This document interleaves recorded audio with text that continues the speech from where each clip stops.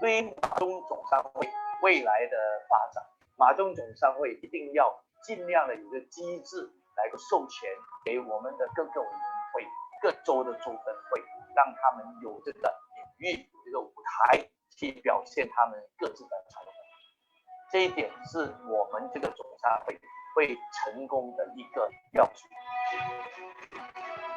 Regardless of the business stage, choosing the strongest and advanced platform is the most effective method to venture into any foreign market.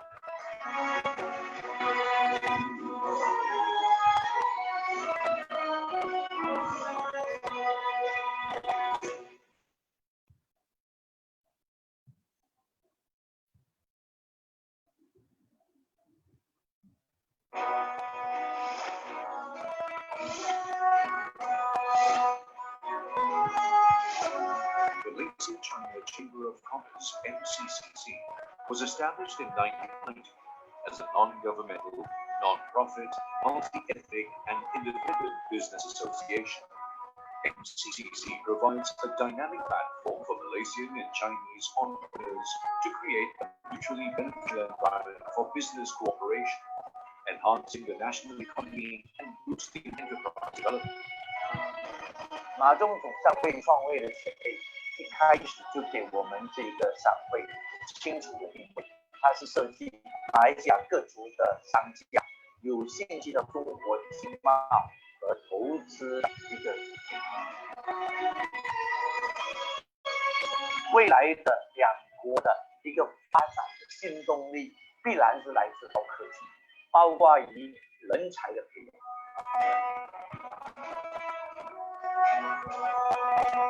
马中总商会青年团是在2003年4月份成立，并在2018年我们改名为青年企业家委员会青企会，以更贴近企业家的形象。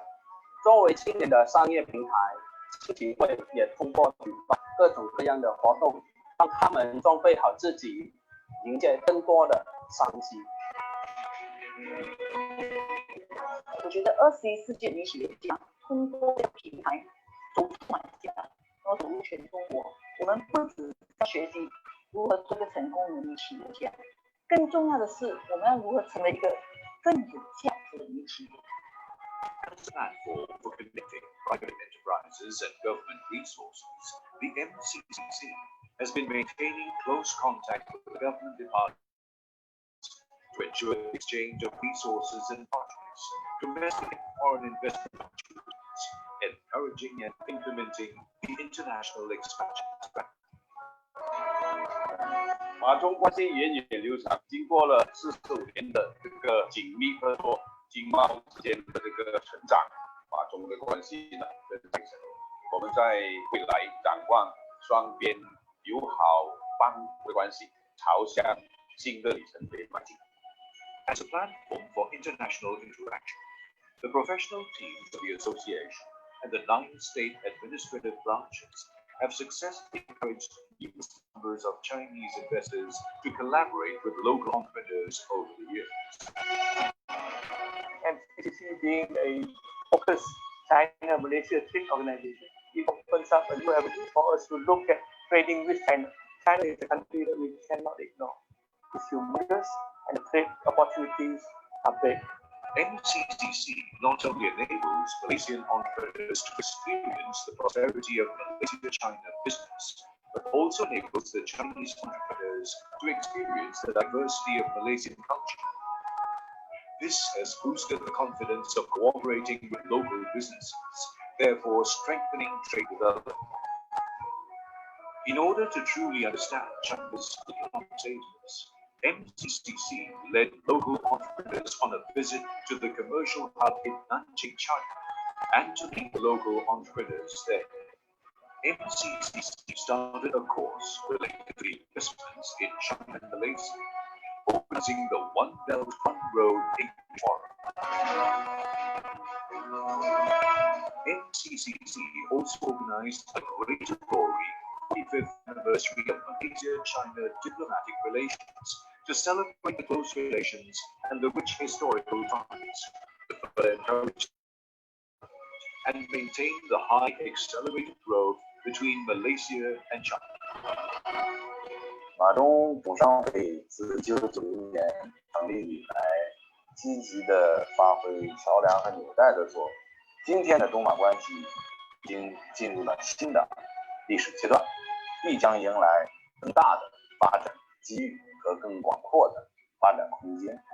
The rapid growth and increase of business activities in China make it a globally coveted market. Malaysia's strength lies in its stable, growing economy and multicultural environment. 3, 2, 1.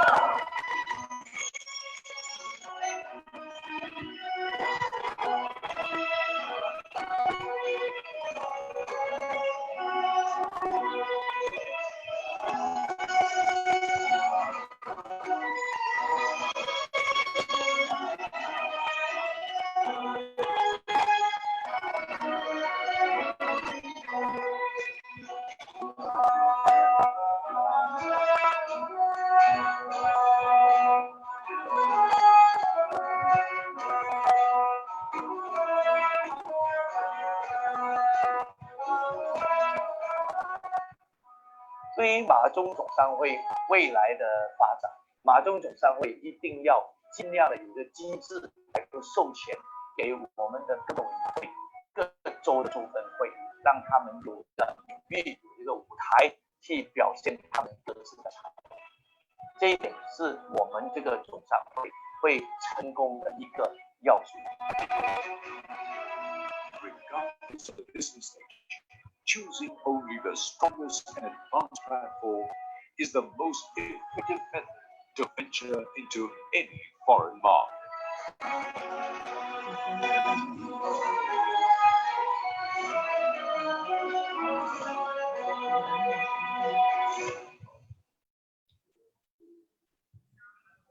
3個呢隻隻連咪落去有困。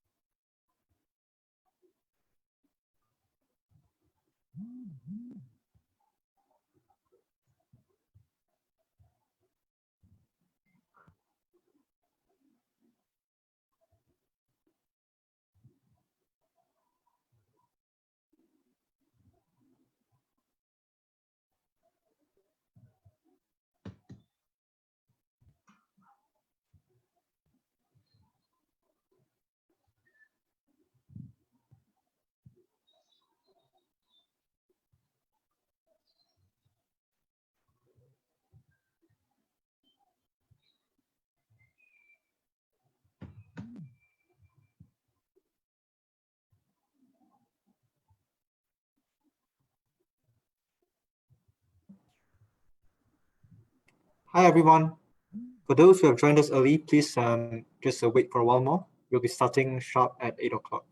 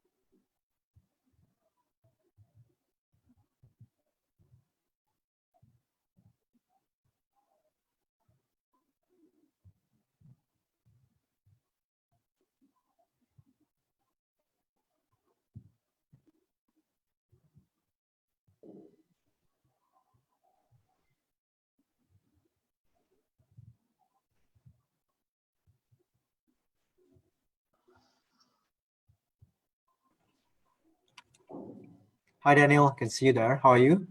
Hey, hi, Yang. Yeah, I'm good. That's great. That's great. Is your place raining very heavy? Yes, I mean, my side here. It was raining just now, like 10-15 minutes ago. It was quite heavy. Right now, I think it's over already lah. Maybe it's going to your place.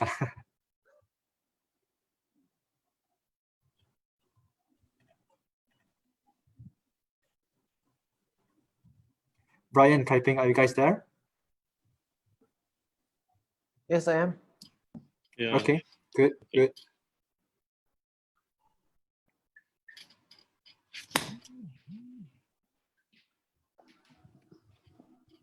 Hi, Brian. Hi, Kaipeng. Hi. Hi, Daniel.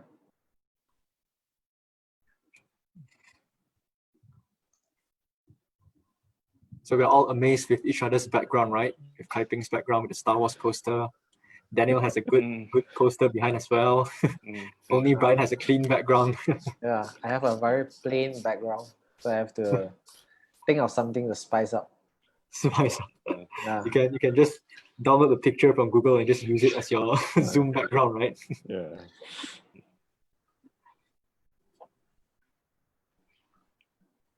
I think we have participants trickling in, both on our Zoom and also on our Facebook Live as well.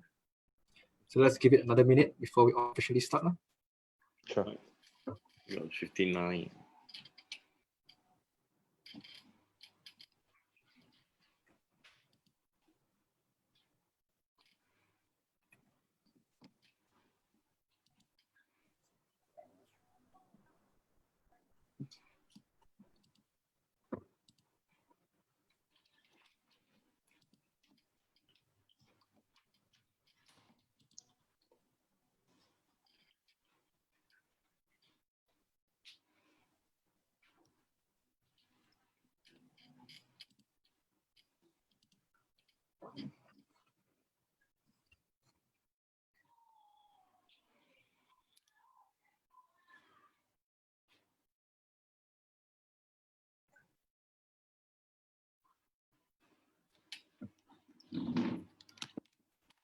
Okay.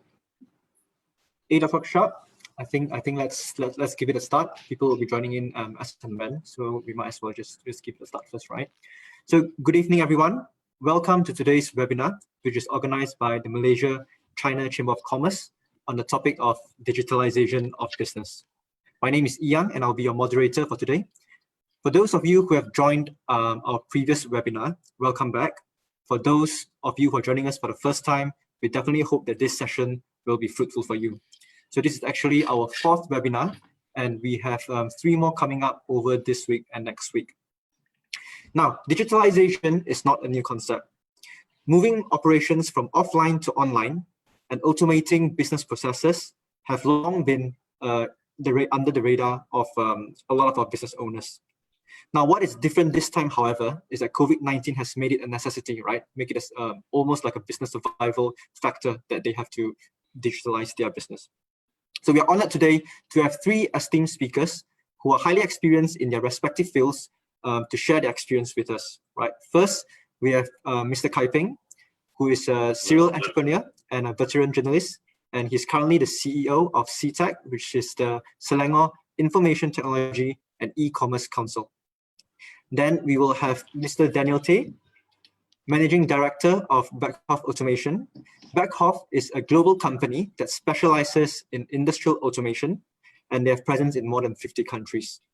And our third speaker is Mr. Brian Song, CEO and founder of Bistery, a cloud accounting software company that aims to help SMEs to manage their business accounting. Now, all three speakers have very helpfully prepared slides to present today to share some of the digital trends that they've seen in their respective industry, and also along the way to explore some common challenges that small, medium enterprises face today. And of course, throughout the talk, they will be sharing practical recommendations for those of you who are at the beginning of your digital transformation journey. Now, before we start, we have prepared a quick poll on how important you think digitalization is for your business. So if you can help us to fill up the poll so that we can better understand your expectation for today's session. So host, can you please launch the poll?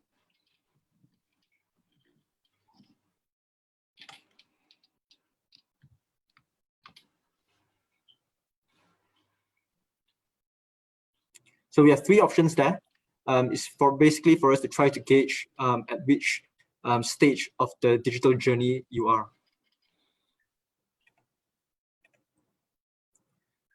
So while we wait for you to respond, I think as a reminder, feel free to post any questions that you may have throughout the whole session. We will try our very best to answer as many questions as possible.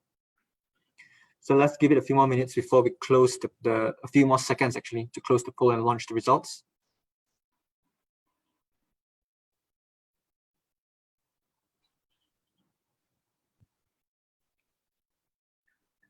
Should we close the poll now and launch the results?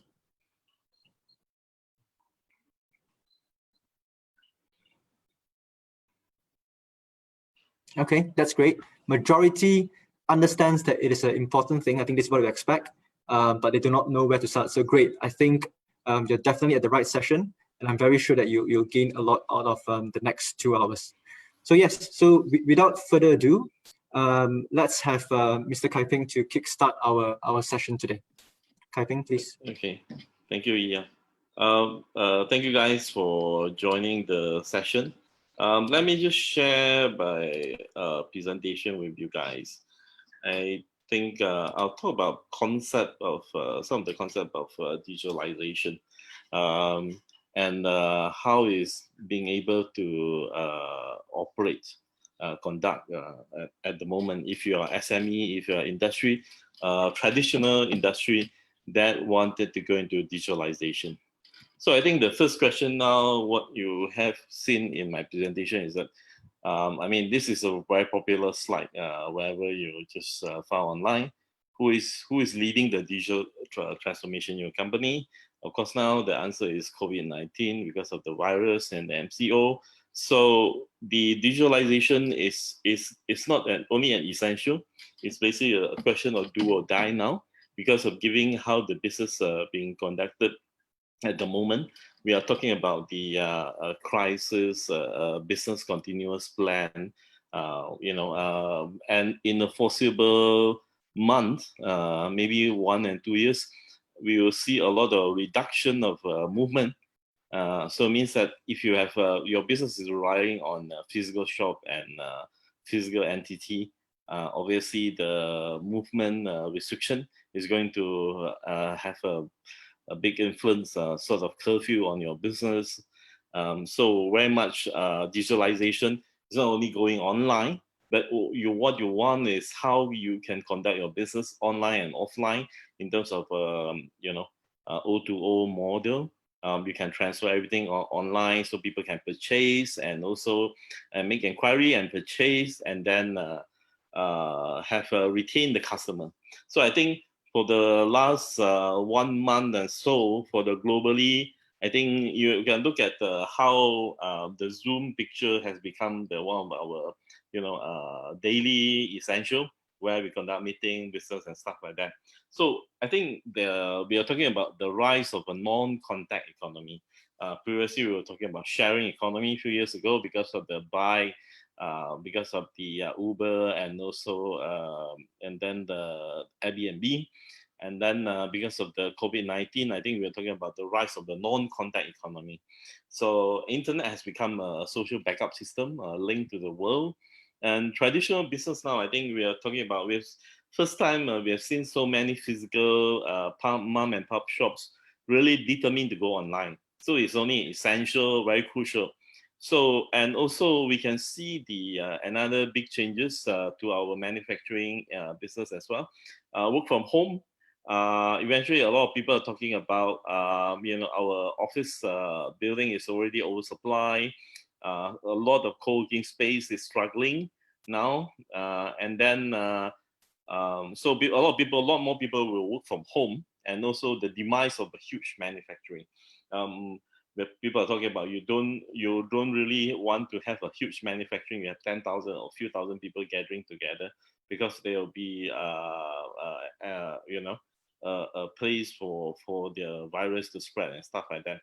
Because looking at the situation, maybe we will only get the vaccine only within the next 12 to 18 months coming out. So and we are talking about also the possibility of if the whole COVID-19 virus subside because of the weather and stuff like that, because of our MCO movement contained circuit breaker in Singapore, we call it, it may reduce. But then will we come back, return again for second phase in next November? So this is where the season is winter season.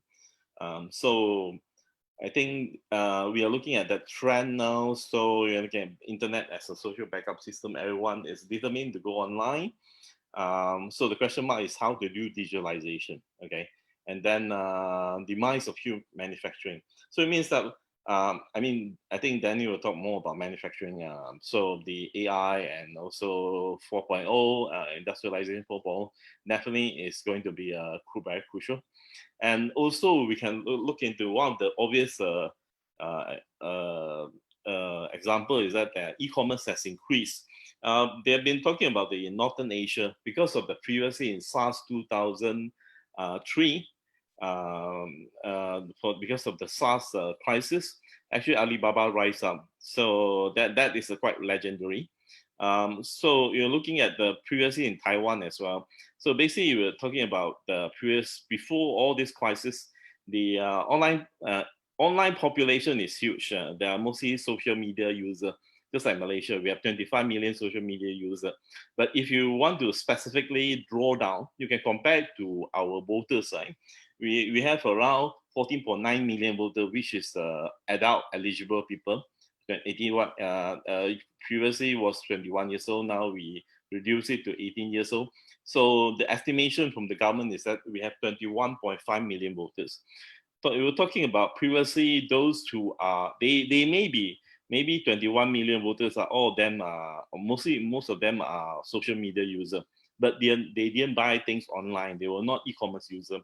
But then because of the COVID-19 crisis, maybe they used to be 20% of the population who buy things online. Now maybe increased to maybe 50% of the population. So I think the potential market size we're talking about over here is basically if you if you can reach 21.5 million voters, eligible voters, which is from the government data, this is a proven adult guys for possible is your potential market size. So if you're looking at the 50% of those population, you're taking from 14.9 million to 21.5 million. So potentially we're looking at the e-commerce market potentially from 7 million to 10 million. Maybe currently from retail is 10% of retail, may go up to 15% of retail, or is something around $6 billion US. you find 4.2 around $25 billion ringgit. So I think that is the kind of market we're looking at. So basically, you're looking at online e-commerce market. E-commerce means that I think ticketing, whatever travel ticketing, and is one of the huge part of e-commerce. And then also another maybe 40 or 50% is goods. So Lazada, Shopee, and the rest. So and other services as well. So I think we are looking at the potential increase of a huge markets, maybe up to 10 million. Looking at, you know, we're using the voters number and the social media user number as a comparison. Okay. Yeah, and also some of the data, you can look at the e-commerce spend by categories. You look at fashion. For Malaysia market, fashion is fashion, and also 3C electronics products are very huge. And also we are looking at traveling, you know, and these are some of the data coming out from here. Yeah, and then of course we do a lot of survey. So these are some of the government surveys. So this is interesting figure. Although we know that actually by comparison, in the Northern Asia, almost they are saying that you're looking at Alibaba Cloud and the rest. They are talking about 80% of the industry of the companies actually are on cloud. If you compare to Southeast Asia, maybe 5 or 10% are on cloud. Okay. But when we do survey, you know, this is survey by your own definition. A lot of Malaysian SME consider themselves they are in the e-commerce platform 90%, mobile, social media, commerce. So these are the figure looks quite positive. We are ranked number 4, just behind Vietnam, Philippines, China. But then if you go down to the details, right, the ICT tools and system. So we can see from there, a lot of them are using that, you know, smartphone, internet connection is very high penetration. But then actually in terms of the ICT tools, e-commerce is maybe 43%. So social media a lot because everyone just set up a Facebook page. And then we're talking about details like ERP, 10%, fulfillment, 11%, supply chain, 12%, CRM, 12%, inventory, post, HR, maybe account and finance or something related to Brian, something like 50%. So these are some of the survey by SME Corps and Huawei. Okay, so if you're looking at the figure, actual usage are, you know, there's a huge gap. We can say that there's lots of room of improvement. So when we're talking about digitalization, right? What is really the steps, or what's the you know, the figure that we compare, whether how many percent of us has fully digitalized, 25%, 50%, stuff like that. If we're looking at the plan actually shared by MDEC, you know, talking about how we benchmark industry, whether you're fully digitalized.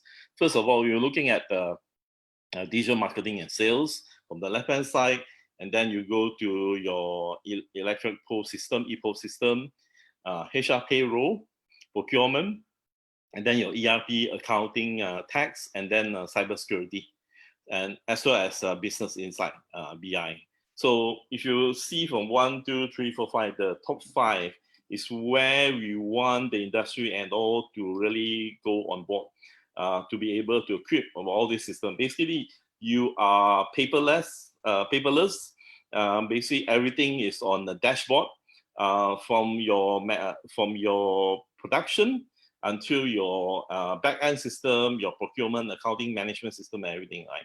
And then, of course, cybersecurity, and also being able to look at it, dashboard, to have a business insight. I think this is the whole process. We are not a huge process.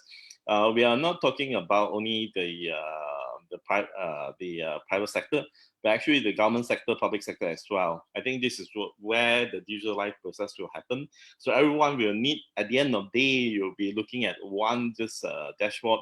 You'll be able to look at key metrics, so that you'll know that whether your company is in trouble, what's the prediction, and what's the current efficiency, the production efficiency, you on a maximum production, and also what's the the problem. And also, if you have all this data, you will be able to run a pattern, and AI will be able to tell you the prediction, the insight about what's the problem, what's going to happen, what's the consumer behavior changes. Just like I think a lot of the marketplace, when we talk about the COVID-19 happened, right? There's a legendary story, urban legend that actually marketplace stocked. They used to sell masks, tissue paper, and stuff like that. They say that in the Northern Asia, in Taiwan, Hong Kong, and even Japan, the marketplace actually in overnight, one night, just by one night, they sell all their face masks, tissue paper, So yeah, just in one night. Imagine there's some overseas buyer as well come in as well, maybe from China and stuff like that. So they found that overnight, I read one of the reports by the CEO of a marketplace, a huge marketplace, Rakuten PC Home, saying that in overnight, just one night, all their stock for the last 6 months, they're supposed to last 6 months, sold in one night. So by having that, you'll be able to have some insight. You're talking about there must be some huge changes happening to the society that you sell all your mass tissue paper in one night, and whether you want to jump into the market, adjust to the needs of the markets and stuff like that. So at the end of the day, this is what you get from digitalization. You'll be able to, for the marketplace, of course, a lot of marketplace people also now they're looking for backward. They will actually also quite regret that they didn't see the trends, because nobody was able to see that such a huge changes that caused by COVID-19. But this is some of the example. Okay. So we are talking about the ICT, the digitalization process. So I think that we are really facing the challenges over here is one, generally, you can see, from the left-hand side, we're talking about the tip of the iceberg, right? So actually below it, there's actually a lot of work has to be done so that you can see just maybe 1/3 of the iceberg, right? Okay. So generally, I think one thing for a lot of SME traditional industry is lack of the knowledge. When people are talking about CRM, ERP, and all these things, how it's going to link together. So you need to use several software. We don't really have one total software at the market currently. So how do you work together with all this process? So the challenge is lack of knowledge and overall strategy. And the second issue will be basically HR, human resource. Now, I think it's most difficult to find CTO, Chief Technology Officer. So where you find somebody who will be able to do all the architecture, right? And also lack of resource. If some of the company have resources, they were uncertain about the ROI, the return. Whether if I put in there, if I spend a few millions there, I'm uncertain whether you give me what kind of return, or it may fail if you spend a few millions there. So that's a question mark. And of course, I think lastly is always the challenge is that the lack of will. There's sort of, when we're talking about political will from the public administration, and for the private sector, the top management has to display the will to really push for digitalization. Everybody has to do a new process, data key in and everything like that, to really able to fully implement the digitalization process. So the challenge over here, we're talking about human challenge is one of the biggest challenge. The knowledge, the human resource, and also the will from the top management, right? Okay, so I just want to talk about a few simple concepts about how we are approach the digitalization. When we talk about process of digitalization, right? Just now we can share about the list of the map, the tools that can be used by the companies and private sectors. And there are some concept, basic concept that actually what we can use it to understand the digitalization process. First is, of course, from the left-hand side is the funnel. We always use the funnel theory. And second, user behavior, right? You understand the user behavior. And then at the end of the day is how online and offline business work together. We're talking about O2O. So I think funnel theory is such a very classic example of how marketing is being done. Kind of the marketing process is being done, a funnel going down. So at first you have marketing process, so you make sure the customer aware and the customer has interest, and then persuade them to make decision and taking action basically to buy things from you, right? Okay, so we're looking at the modern days digital marketing tools. Basically, we are talking about digitalization is where do you open your shop, your own website, Facebook, or a marketplace, and then where do you get the customer? You need to make the traffic, the traffic happen, increase the traffic. You want to build your community so that people will come to visit your site, your shops, online shop and stuff like that. And then you want to persuade them with coupon and also publicity and also discount and stuff like that, so that they would make action to buy from you. So it's conversion happen. And at the end of the day, the process doesn't just end over here when you do fulfillment, when you receive order, you receive the payment, you do fulfillment. You want the customer, you want to retain the customer, so the customer can become your advocates, your ambassador, and also you want them to return. So you have return sales, like stuff like that. So the process keep on happening. So, and we can say this is a very simple process of a funnel theory. We're talking about, so if you want to create the traffic, so you want to do SEO, social media, you buy ads, and then you analyze all of them. You can see all sorts of tools you can use: Facebook ads, SEO, and social media. And then at the middle part, you want them to optimize your landing page coming in, your landing page, your Facebook site, your website, your marketplace. And then when they have action, they just buy products from you. You want to collect the CRM information from the customer. So you have, and then you want to tailor make a new marketing program for them.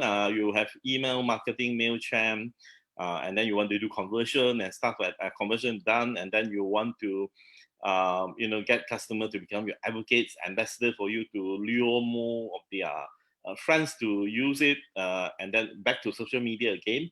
And then of course you go through your CRM system, your mail chain, email marketing and stuff like that, and then you get those who are dormant, sleeping customer to return, come back to buy from you. That's the whole process keep on happening, right? And then of course the second issue is when you have that kind of process, you know that it's unlike like Facebook ads and Google ads and stuff like that. It's not like just traditional ads. I want to spend 10 million, okay, so let's say 10,000, 20,000 in one day, I can spend it. So for social media and also online, the traffic doesn't create by that. You need to understand the behavior. You need to build the community. You need to really do sharing. And then in social media, and then you have to, your ads will come in day by day, a longer period of time. You can't just spend overnight on the process. And of course, if you want to hit your maximum target, your maximum ROI, you need to understand the, let's say, online user behavior. We're talking about shopping activities. If you look at right-hand side, is laptop and also mobile, and then looking at the shopping activities of the Malaysian online buyers. Yes, I mean, the traffic is huge before you going for lunch, and then maybe at the end, maybe 4 o'clock evening until 6 o'clock. That's where before people leave the office, people start to buy things. People also make a lot of survey, still considering or may not make an action yet. And then when they really finally, after their dinner and stuff like that, meeting, they went back to home, maybe from 9, 10 o'clock until midnight, that's a peak. We can see that desktop, some people doze off, but then for mobile phone is high, it's very high. The historical high is around 12. Maybe some people talking about midnight because most Malaysian are night owl. So this is where you need to be. If you are 9 to 5, you can't serve the customer because if they make inquiry and stuff like that, of course you can have a chatbot, and if you set up chatbot and also to answer that kind of queries, then that's possible. So we're talking about the funnel theory, the online behavior, yeah. And then, of course, at the end of the day, we want to talk about if I'm a physical pub and mop shops, and if I chain shops, how do I convert how do I do business online? Yeah, we are talking about online and offline seamlessly connected together. So you have a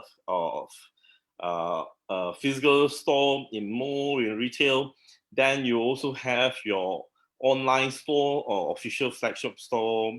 Of course, you go through the connection is made from web and apps. You get all the data from your mall, the previous customer. You go into the apps, so everybody download your apps and using QR code to be able to buy things online. But then they came to your physical shop to test it out, or to take the product. So that kind of connection, the seamlessly online offline, we talking about O2O kind of platform. And then this is how it really works. I think a lot of people consider as using apps or a QR code. So basically, what you want to do is you transfer it's basically a data. You transfer your customer data, e-membership card, e-voucher, and everything in electronic catalogs, and all is in the apps or the website, apps almost already. And then you build this loyal customer. Some means that you do a lot of sharing. You get KOL, influencer to share about information and stuff like that.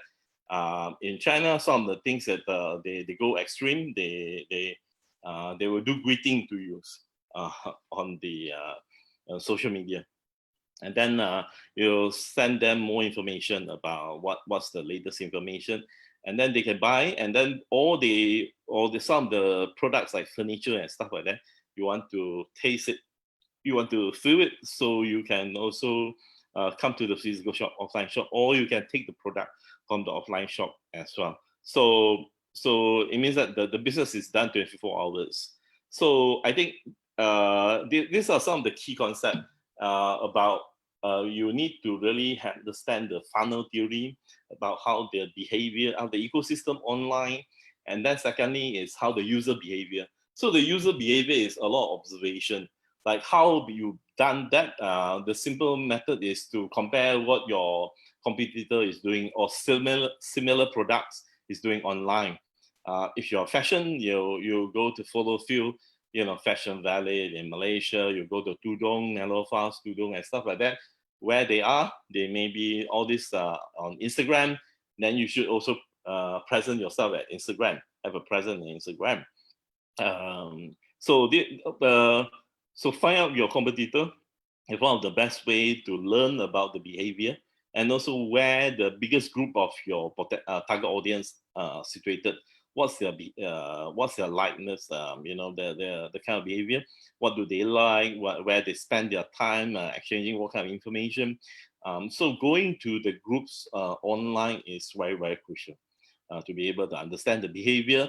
And at the end of the day, how do you implement putting all the data, offline data with online cloud system maybe, and then pushing everyone a lot of information, online information to the closed community, open community about the discount voucher, membership, electronic catalogs, to create all more programs for brand awareness, and then also so that they will be able to provide you more information. What kind of things, products they like, what kind of services they want.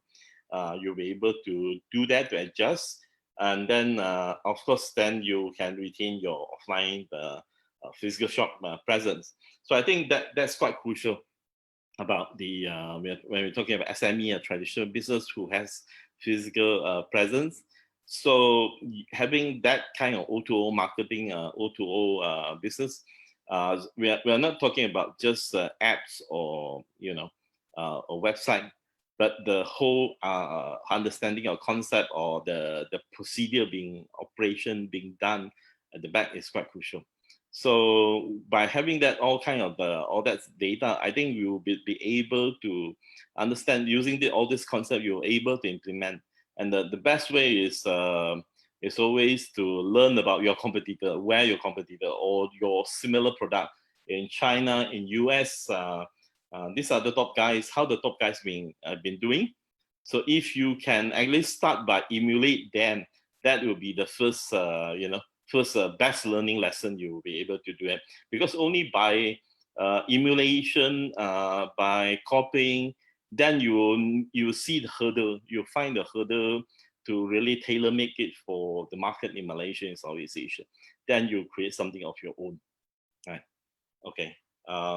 That's all from so at the end of the day, yes, and there's some of the tools that when we're talking about CITEC and MDEC is working on the what we call that Center of Digitalization. We're going to launch it soon in May, mostly helping a lot of the SME to be able to have a sort of advisors, and also to be able to get some of the service providers support, and also including the 5,000 ringgit matching grant as a starting, so that our SME, our local business can start to embark on the first step towards digitalization. Okay, that's all from me. Thank you. Thank you, Kai Ping, for the very insightful kind of presentation. And I think definitely one thing that I pick up, right, is definitely about the copying of your competitors. I think that is something that has is very important, right? I think as a small medium enterprise, we don't expect ourselves to be at the forefront of technology or at the forefront of trend. What is better is for us to look around, not only within Malaysia and Southeast Asia, but also to look at what are the latest trends that we are seeing both in China and US. I think that's a very crucial tip. We call that smart copying, right? I think everyone starts from somewhere, and there's no shame in trying to copy the world leaders in your field. So on that point, right, just wanted to check with you. I mean, you have talked about digital marketing, you've talked about how important it is to in the e-commerce world. Are there any specific trends that you see in China, for example, that you feel that the e-commerce players in Malaysia should be aware of and should try to bring it to Malaysia?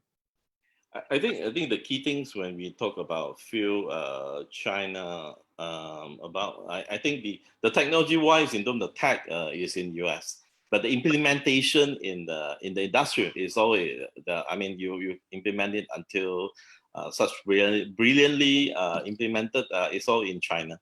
So I think for China, the digital marketing funnel, they play so well. China, Taiwan doing very, very well about the digital marketing funnel. So I think we need to have much more creativity about how we create all this funnel. They are very good at creating the community. Like let's say if you are selling products of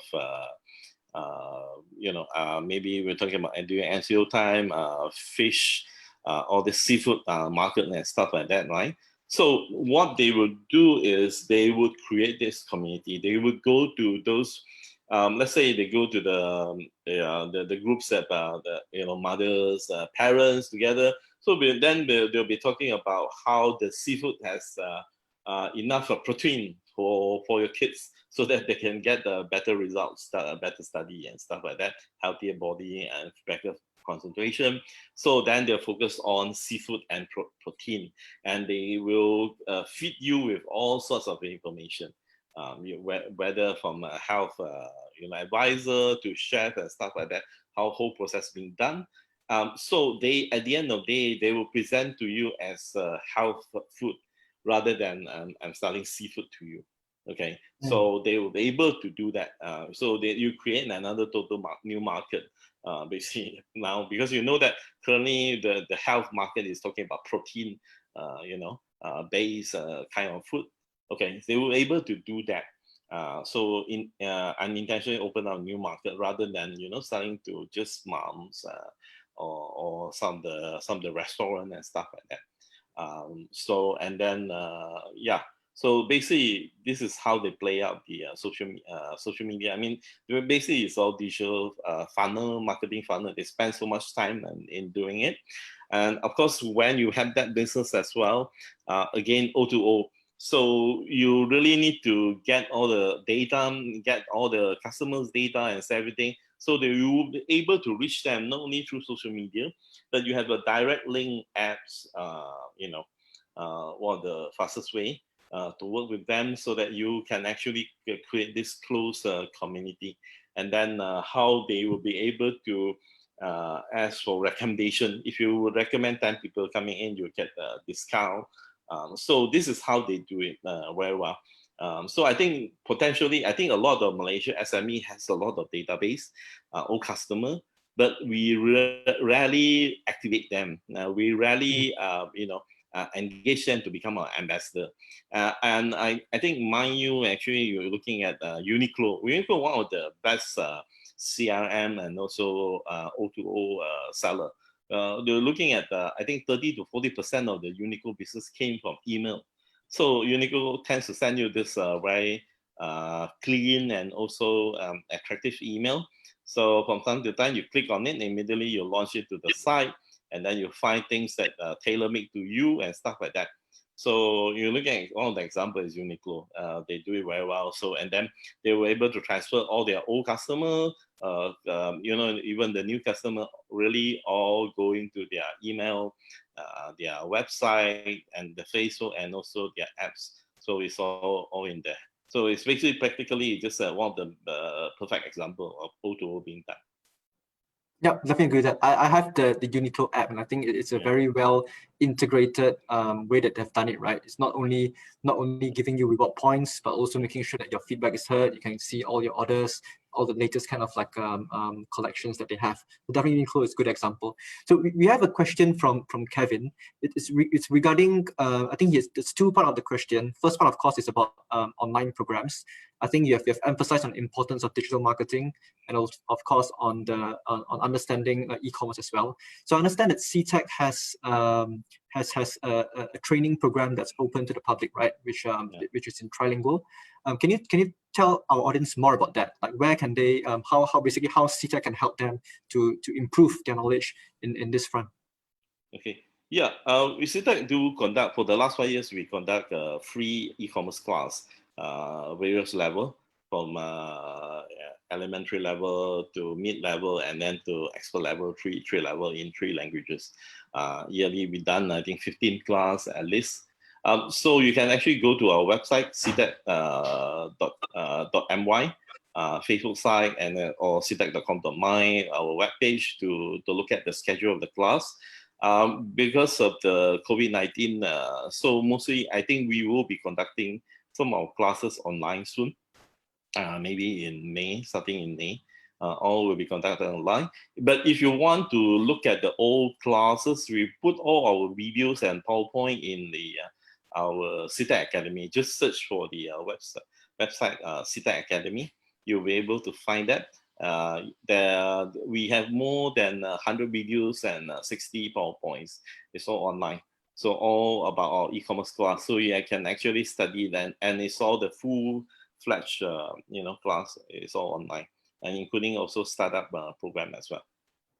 And that's accessible to that's everyone. All for free. Yeah, all for free. Free. Oh, that's wonderful. That's wonderful. Yeah. So more than 100 videos, more than 60 slides you're saying to teach you about digital marketing. So definitely, that's a good place for you to start. I mean, if you are completely new in this field. Yeah. And of course, there's another part of the question as well from Kevin. It's around the grants. I think, Kai-Ping, you have briefly talked about it just now, about the SME Digitalization Matching Grant, right? Can you tell us more about details about it and how we can apply for it? Yeah, the grant is 5,000 matching grant, means that you have to spend some and then you match your grant. You can go and apply at BSN, Bank Simpanan National, and also the SME Bank, and also to MDEC as well. So you just search for matching grant, digital matching grant. I think in industry agency, they'll have that specific page, and then you can follow the process. There will be also a list of technology supplier And also MDEC would be able to give you a sort of advisor. You can talk to the advisor. The center, the DEC center, Digital Enhancement Center, I think mostly in every state is going to be launched in May or June. CITEC is the DEC center for in Selangor. There are 14 DEC center all over the national, over the country, right? So, and if you need it, you can actually talk to us. You go to our website, you can talk to us, put your contact there. We'll talk to you about the, link you up to the expert digitalization process, and then see what level, what stage are you. Okay. Yeah, so I think the message is that there are a lot of materials out there that's available for free. If you go to CITEC, you'll find a lot of those things. And of course, if you are interested to apply for grants, the folks at CITEC will be able to help you as well. So that's good news. And just pivoting the conversation a bit, right? Of course, we know that, and you've covered it in your presentation, Kai Ping, that digitalization is not just about digital marketing, although that's probably the first thing that most people think about, but it's much more than that. I think you have a slide there where you have split, basically look at the different areas. Yeah, this slide here. So you have said that MDEC and CITEC is actually focusing on the first 5 pillars, right? We're looking at the digital marketing, of course, the POS, payroll, procurement, and accounting. So based on your experience, right, for someone who let's say as an SME, right, I'm completely offline. This is I'm trying to try to have baby steps towards digitalize my company. Which one do you think that they usually start first, right? Which one is the easiest hurdle to cross over before you move on to the other ones? If you looking at the front, we're talking about front end and the back end. So actually, back end, you can actually subscribe to the software. I mean, accounting software, just like Brian's BizStory, and payroll system. There are a few payroll system, local startup payroll system. It's quite easy to use. Actually, like your 15 minutes, you can done the payroll payment and salary and everything to EPF and all this. So it's quite easy, simple to use, and also procurement process as well. So these are the tools that actually, just work or tailor-made to your needs of the companies. And then that is a more technical part. What you really need to have much more understanding and the process will be how you get into the front end, getting set up your shops online, getting people to come into digital marketing, and also getting the records of your POS system and also your CRM immediately. The whole process is linked together. Right, so you need to invest a number of times. So it may not be simple as if I have a accounting software and a payroll system done, it should follow the steps. It should come out with the reason, right? It come out with the result. So you need to invest a bit more time and understanding about how the online process is being done. And if you are going to do O2O business, obviously your digital marketing and your CRM is key to you. But then I think I think all these steps can be done together, in terms of the ERP accounting and the HR and the EPO system, is because we are talking about linking the system and then getting the result, the efficiency, the saving in terms of the cost from a longer terms perspective. It can be done. So it may seem a lot of things to be learned, but actually when you've done the process, it's basically getting people in, make sure the sales happen, after sales services, and then you get your results, and then you do the tax, you do the payroll and stuff like that. So it's 1, 2, 3, 4, 5. So it's actually steps that actually link together. Yeah. So I guess for anyone who's looking at this slide and thinking like, oh, this sounds so difficult, right? So I think what Kai Ping probably to explain is that it's actually not as difficult as it seems. Yeah. People have done it before and they have been successful doing that. And of course, again, going back to what we said just now, there are always support available from different organizations, including CTEC and MDEC. So do encourage you to go to the CTEC website, have a look at what materials they have there, and of course, if there's any kind of like specific questions that you have for each of the pillars, do reach out to us and we can help you to connect you to the right experts. Yeah. So yeah, thank you, Kai Ping. Any questions from the rest of the speakers for Kai Ping? Brian, Daniel, anything from you guys? Oh, I think everything seems to be quite clear. Okay. That's great. Nothing much from me. Yep. Yeah, I definitely agree with Kai Ping. I mean, in terms of all these the 5 pillars, I mean, just like when we are playing our games, we need to know how much we are scoring. So without the data, how are we going to know? So definitely for businesses, entrepreneurs, and also for manufacturers, these are the kind of I mean, I wouldn't say real time, but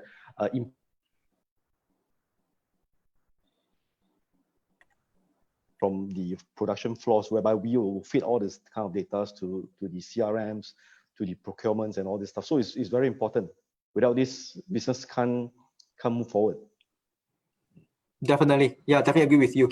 And this is the goal that we are trying to sell to ourselves, right? Meaning, we in the future we should be making decisions based on data, based on insights that you're getting from a company, and not just from your field or from experience. So that is the whole reason of why digitalization is so important. Of course, the non-contact bit is the trigger point, but ultimately the ultimate goal is that we want to help you. By doing digitalization, basically what you're doing is that you are trying to arm yourself with the right tools such that you can make better business decisions. Cool. Okay, so thank you, Kai Ping. Before we move on to the next presentation by Daniel, we have a second live poll that we'll like to run. So this one is on trying to understand the mix of industry that our audience are from today. So can the host please run the survey? So we have a couple of options here for you, whether you're from F&B, manufacturing, travel and hospitality, traders, or others.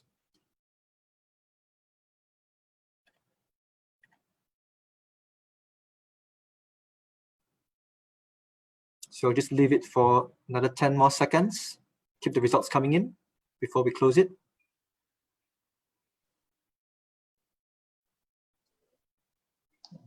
Just to check, it's today Kai Ping's birthday.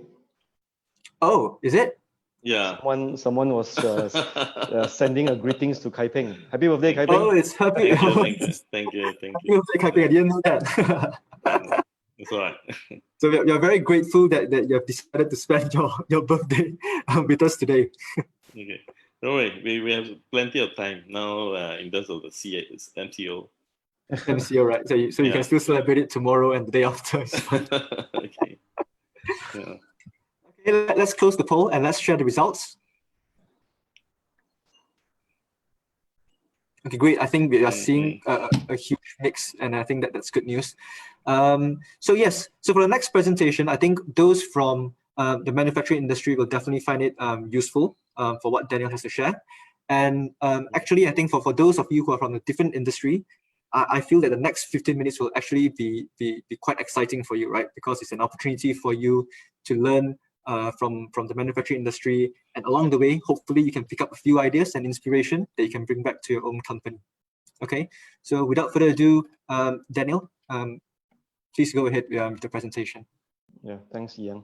I will share the slides.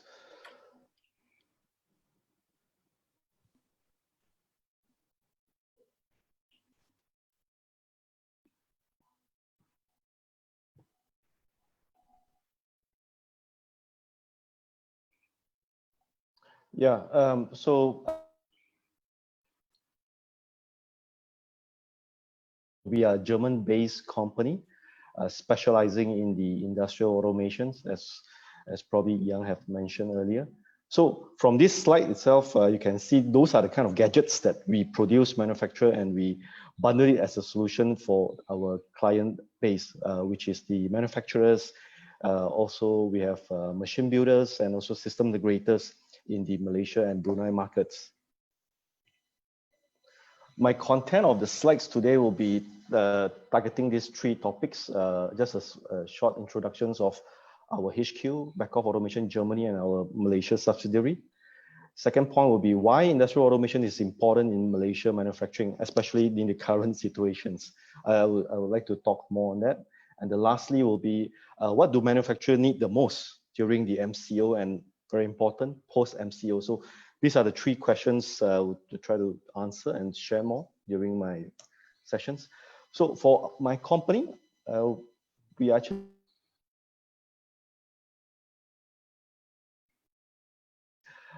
the company is founded by the founder, my boss, Mr. Hans Beckhoff. And that's why you see most of the German European companies, they will use the family names as the company name itself. As for Malaysia subsidiary, we have been here since 2010, so it's coming to 10 years for us here for this year. Globally, we are not that big in terms of industrial automations players. We are, close to probably this year 1 billion euros. Last year we did about 900 million euros. But one thing to stress is we only focus in industrial automations, whereas if you compare to other similar sector companies, like probably you heard of Siemens, you heard of General Electric, they are huge, they are big conglomerates. They are not just doing industrial automations, but they do medical, lighting, electrical. But for back-off automations, we are solely focusing in industrial automations. And for us, our worldwide staff, we have about 4,350. In Malaysia alone, we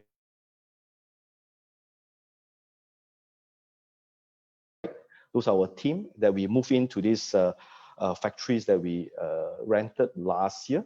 And good to also share, actually, this nice factory was we managed to actually source it from T-Life, if you know Loop Holdings. So basically, they was expanding to the rows of the factories behind, and we managed to get it the nicely renovated factories to become our second office after 10 years. Also, for back-off around the world, we have about close to 40 subsidiaries around the world. So this is our HQ in Germany, in the place called Fell. So for those of you guys that like the German cars, of course for the word the alphabet V is always pronounced as F, as Fell. So sometimes probably the car Volkswagen, where it's not really pronounced as Volkswagen, it's pronounced as Volkswagen. So the letter V is always pronounced as F, just to share. So again, from the boards, IOs, and all the products that we have up to services, is all located in this small kampong called Fell. It's about 3 hours if you use a train ride from Frankfurt. Most of the high-tech companies in Germany, mostly they're located in kampongs. It's a very nice scenery. Not too sure when we can go back there again, probably, hopefully next year. It's always nice to jog around this area. So what the message is, we produce everything in Germany, and there's always the philosophy of our founder, my boss, Mr. Hans Beckhoff, in order to have the better quality check and to control the design and build in our German factories. And for sure, we only have one factory around the world, and that is in Germany. So moving on to the second questions, what is industrial automations? So as just now the poll have shown, I think majority of you guys probably is from other sectors. I think probably it's only like 30% of today's attendees is from manufacturing.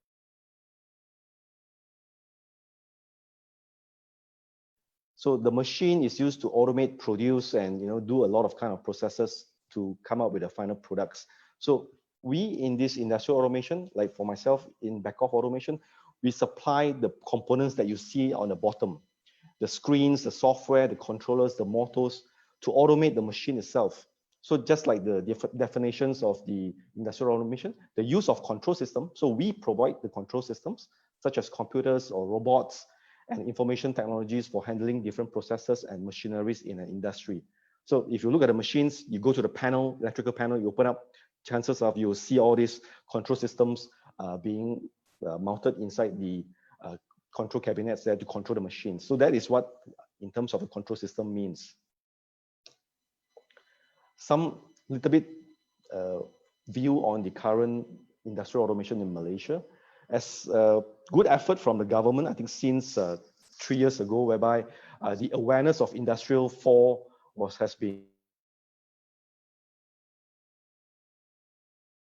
by, like what Mr. Kai Ping mentioned, also even CTAC or MDAC, FMM, Federation of Manufacture of Malaysia, at least in terms of the adoptions and the understanding of Industrial 4 is already there. But if you talk about in general view, most of the local manufacturers over in Malaysia, in terms of from how we see it, the one we interacts, the one we probably did our audits, surveys, we still say that most of them are still in between Industrial 2 and Industrial 3. So just a short introductions of what does the Industrial 1, 2, 3, 4 means is Industrial 1 since the 18th century is whereby all the mechanical production machines started with all the steam and water, powered by water and steam. Moving on to the 20th century, that's where all the, what do you call it, the electrifications, whereby you have the very first conveyor belt started. And during the 1970s, that's where the Industrial 3 started, where you have the very first programmable logic controllers in our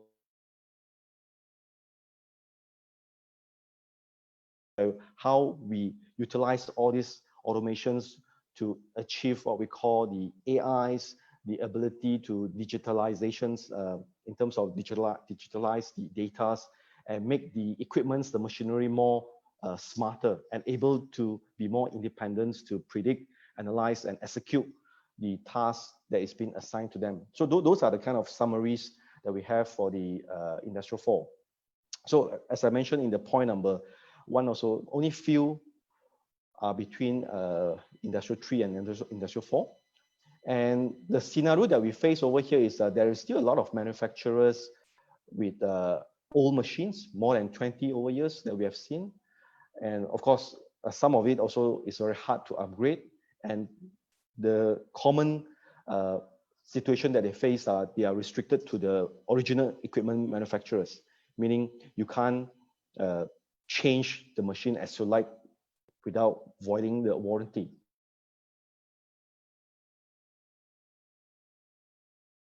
Okay, so third point, the adoptions of open technologies in industrial automation is vital, especially for manufacturers. As a manufacturers, you will not want to invest on equipments that you'll be tied for the next 10 to 15 or even 20 years. You want to have equipments that is based on open technologies, and in order that you hire IT engineers, you hire electrical engineers, they are able to upgrade, modify, or even improvise for you. Those are the kind of the ideal case or the actual practical environment that manufacturers should have. And PC-based control is one of the open technologies that cater for these platforms. So open technology is definitely something that manufacturers must really consider before they start the investment or before they think of, they want to do the upgrades. Now, for current MCOs or even post-MCOs, I'm not going to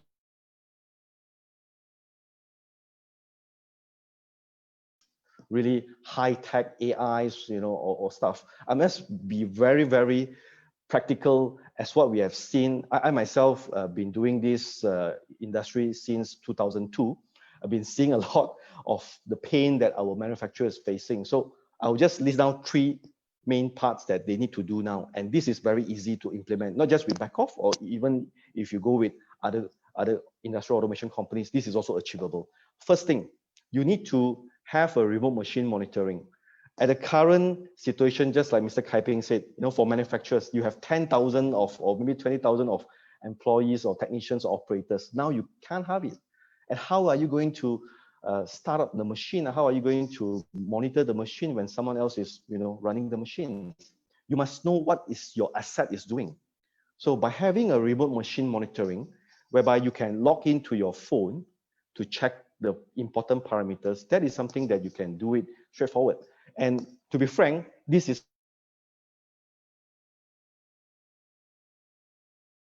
with a simple controllers from Backoff or even from other industrial automations.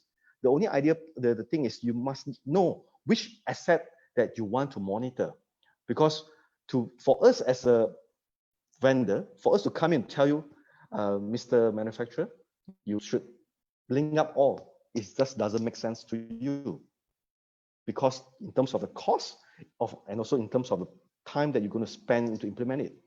So you must know, manufacturers, you must know which equipments, which machine is vital for you now. Okay, let us know. Then we can go there to do the studies and use a very straightforward approach to tie up to these controllers like this and pump it to those apps that we have even now in the phone. So it's very simple. For example, you have machines that doing, let's say, surface cleaning, or you have machines that doing heating, because those are the kind of big assets that use a lot of energies, and you want to make sure it's running properly.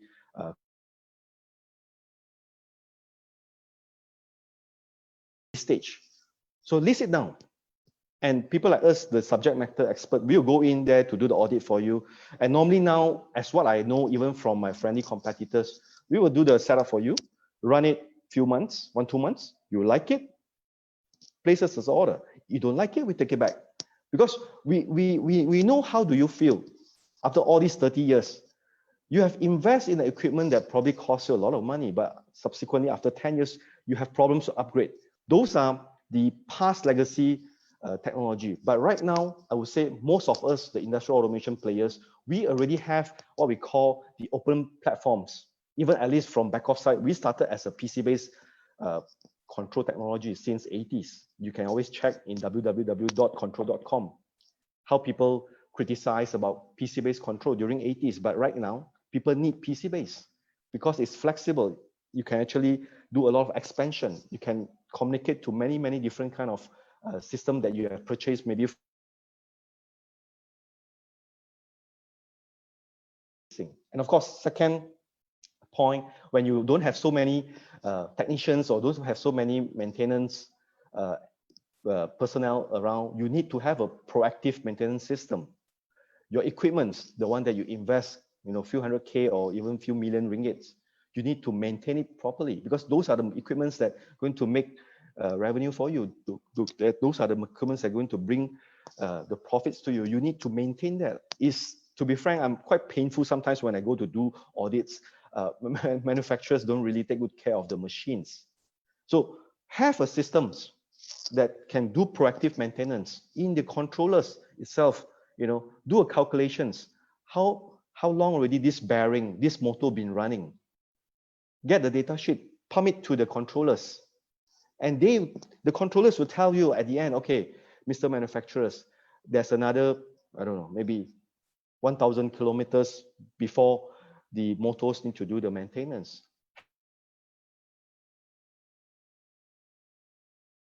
Okay, I will need this guy, maintenance engineers, to help me. You will know already by then. So this second point is always something, just like how we relate to we have a world first-class facility, but third world mentality in terms of maintenance. So guys, we need to do it now, because now is definitely the more crucial time that we have to do all this basic. This is called basic. Remote machine monitoring, proactive maintenance system for your machineries. It's pure basic. You must really focus on this. Just like what Kai-Ping mentioned, the wheel has to come from the top management, which is you guys are the owner. If you don't really take good care of a machine, then who else? So we are very well equipped with the knowledge that we learned from Germany. I have my counterparts, people like Omrons, very specialized in all these systems from Japan, from US. It's all our industrial automations groups that we are here in Malaysia. We can support you guys. And lastly, energy management system. Definitely this is important. Penalty. And again, we have also implemented some of this to some steel plant to make sure that they don't hit the maximum demand penalty by putting in a threshold or try to monitor in terms the power consumption of this by tapping to the individual of the machine and consolidate to the main master monitoring. So that is also possible. So these 3 points should do it immediately. I mean, for this year, if let's say you guys really do not know where to start, this is the basic already. So this is what I can share. And in terms of the overview, yeah. So you can see, like, for typical machineries whereby you want to connect to cloud servers, These are the general base architectures that for manufacturers, you should have it, because of course it won't be back off, it will be different brands. But the idea is all these different brands, we are able to actually connect it to a single platforms to pump it to the platforms that maybe like just now Mr. Kaiping mentions. If let's say you have a CRM,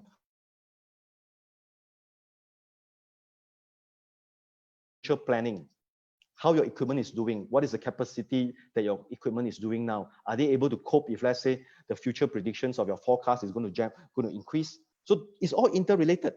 That's why I fully agree with just now the idea that you must have all the CRMs, your EPOS, all these kind of digitalization platforms on the ERP level, because we are able to pump the data to you, but you must be able to use that data to do a proper business planning and to make more business. So these are the whole thing is all related. If you don't take care of your machines, even though you have a good ERP system, your machine is not able to go into a cope up. So it's all again interrelated. And that's why I said immediately now for this period of time, manufacturers might be able to remote monitor their machines, have a proactive maintenance, and make sure you have an energy management system implemented in your facilities. Basic, do this first. Subsequently, when you have all these facilities, business analytics for your machines, how do you predict the machines are able to generate how much more production? I mean, those are the stuff that we can talk about it later. I mean, back off, we are very good in all this, like you see. But me being a Malaysian, I'm telling the facts now. Do the basic first before we jump to the more high end, because we have to set up the foundations here first, right now in the infrastructures of your factory. So I hope you guys will, especially manufacturers, will put a more focus now in this basic part. Take good care of your equipment. And I'm actually from an association called Malaysia Automation and Technology Association, MATA. We are one of the sub groups under FMM. So if you need to know more about the MATA members, feel free to let Ian know, or maybe you can text me later. I can share more with you guys. Yeah, so this is how the connection. What kind of industry? Because in Malaysia or even in Asia, so-called market is always very standard. They will ask, what industry you can do? So automations, like all these gadgets, you can go anywhere. Packaging, palm oil, robotic tires. By the way, Continental tires and this what do you call it? Silverstone is also our customers. Machine tools, Glove is also a big players now. Forming, printings, water treatment, photovoltaic, automotive. Again, automotive is a very big market. I mean, I'm not just saying that we are inside Proton or Produa, but those second tiers manufacturers that provide parts to them are also using system, let's say, from back off. So again, this is a very big market in Malaysia. And of course, building automations. Automations products that you see in the machines, it also can be used to control building. So I can give you an example, like KDU College in Glenmarie, we automate the whole campus. So again, the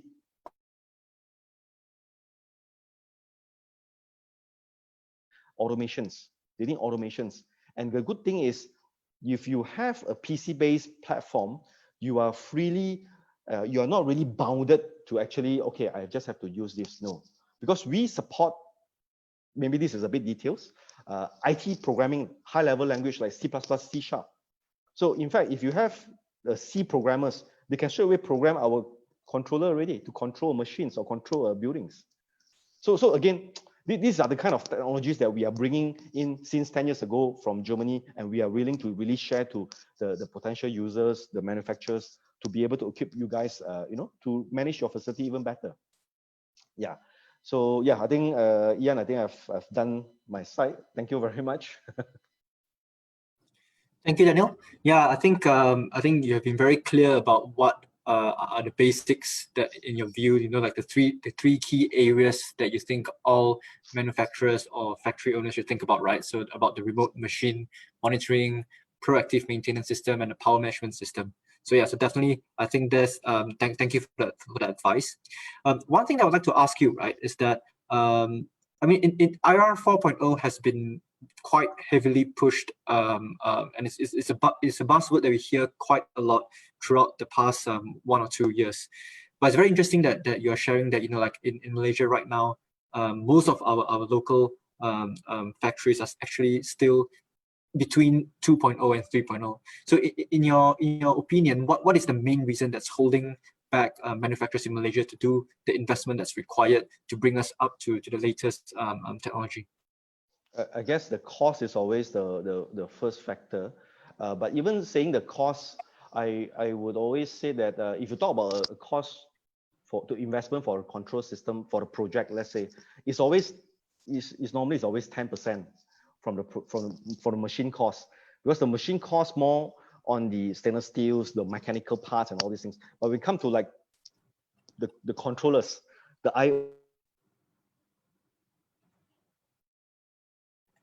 depending how our business owners perceive, they might compare this, but they compare with labors.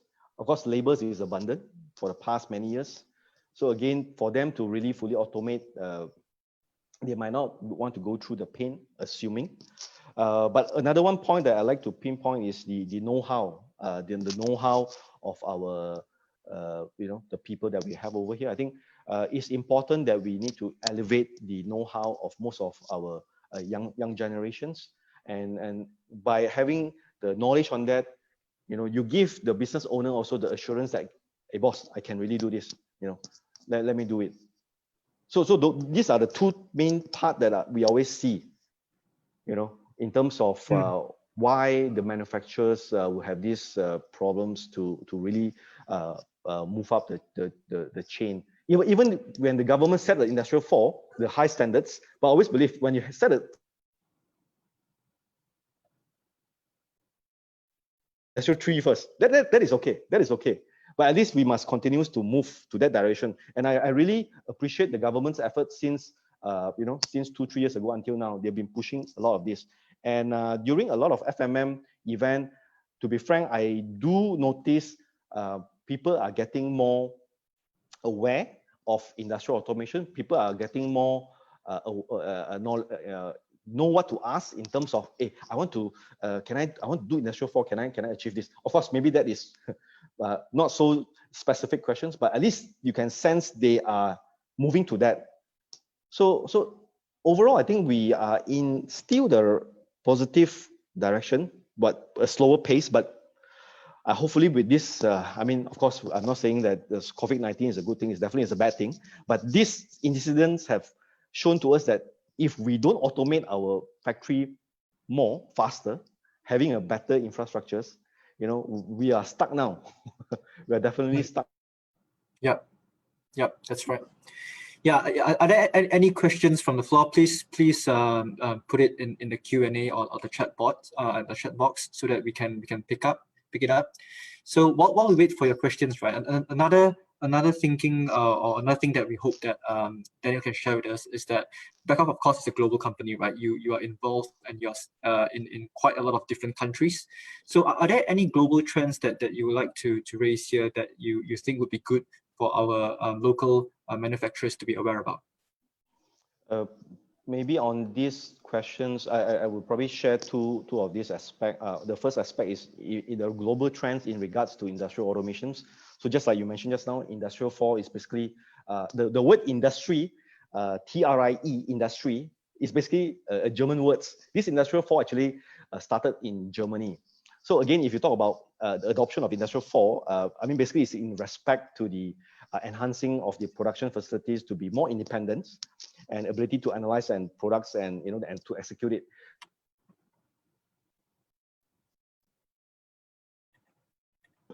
To have our local manufacturers to move towards the direction, but in the phases. Even in other countries, to be frank, I mean, not all the German manufacturers are Industrial 4, to be frank. But again, as I said, these are the targets that we can move on. So we do it phase by phase. So sometimes when I go to see manufacturers in Malaysia, so I told them, hey, don't jump there first. We do this first, because when you do this, you must make sure your team are able to support it. Okay, so we do it one by one. You know, we do it one by one. And then in regards back to the Malaysia market as a whole, I mean, just to share in terms of the customers that we support, we see there's a lot of activities in electronics, semicons, and of course, growth markets. And especially, I would say that I'm very proud as a Malaysian, because in global world, even in Germany, Europe, or US, our companies in Malaysia are able to bid for projects over there, building machines for.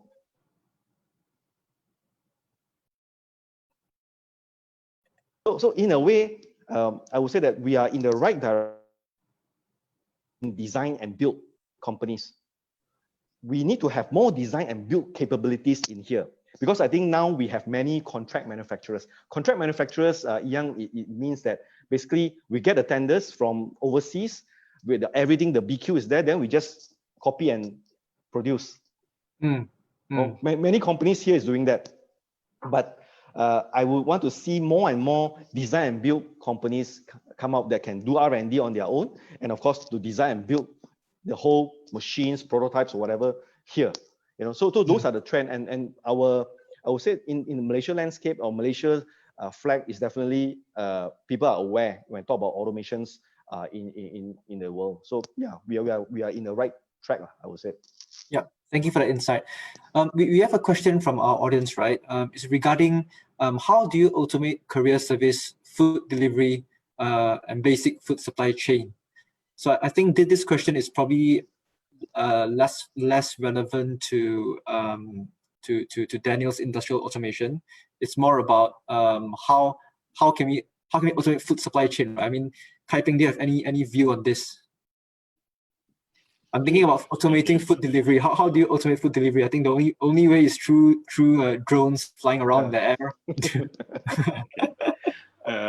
I think at the moment, maybe I think the questions could be phrased about it's a prediction about, you know, how much if you're looking at the trend, and then whether the system will be able to predict what's the order for the next few days, you know, maybe rain, consider factor in rain, and also the areas, the travel distance. So you can have the data, and then you make adjustment of it. How much you know, food need to be prepared, how much order. I mean, in terms of the and then in terms of what the terms we call it as the how many. If you are a platform, the merchant, the site, the number of merchant, and also the product you need to be able to prepare, and also the deliver, how the deliver process. So all that came up to how do you most efficient using less you know, delivery you know, personnel, and then you'll be able to deliver the max within the shortest timing. So I think that's where the kind of result we want to do. So a lot of it has to do with the pattern. So you read it, and then you came out with the pattern. You take the line in between, and then you try to do prediction of it. So when there's a certain pattern of it, then you'll be able to match all this requirement. So I think just like MCO started, so the challenge is whether, let's say, you'll be able to get the fruits, let's say for the fruits or the vegetable from Cameron Highland coming down to KL, the timing of it, the kind of load of it, and then where you can deliver it, process it, like maybe you need to central kitchen, you need to, how much you need to buy, and then how much order you would be able to get, and then how many delivery guys you'll be able to do that. So I think that's it also run just like a factory, right? So you need all the data and get everything of it, and you see the pattern, and then you choose one of the you know, the median line that you'll be able to do that, and then over the time you'll be able to know maybe this guy will return guy, you know, that he'll order again. But then if you can get him to know beforehand much more, and then you'll be able to predict Yes. Of course, Yes. you will be able to, let's say like a Damansara, there will be more guys coming in. So you know, for the 1 week, every time that most of guys will come in about 5 o'clock. If you'll be able to, you know, and to encourage them to order earlier, maybe 5 days ahead, you get some discount and stuff like that. You're able to know the exact figure, and then you know, and then you'll be able to send more of your guys to cover that area. You know that there'll be more orders, but then if you can get people to order first through discount, then you're able to maximize on that. Yeah, so it's a mix of first, of course, you need to have the right infrastructure in place, right? You need to have the right CRM tool, you have to have the right e-commerce kind of like platform. Then of course, through that, you start gathering data, your customer data.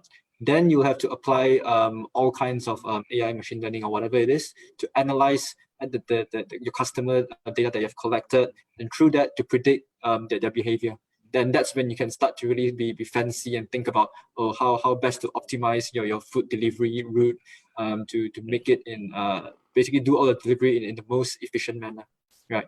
So I think that's kind of like the end. It's kind of like the end goal that we hope that we can get to.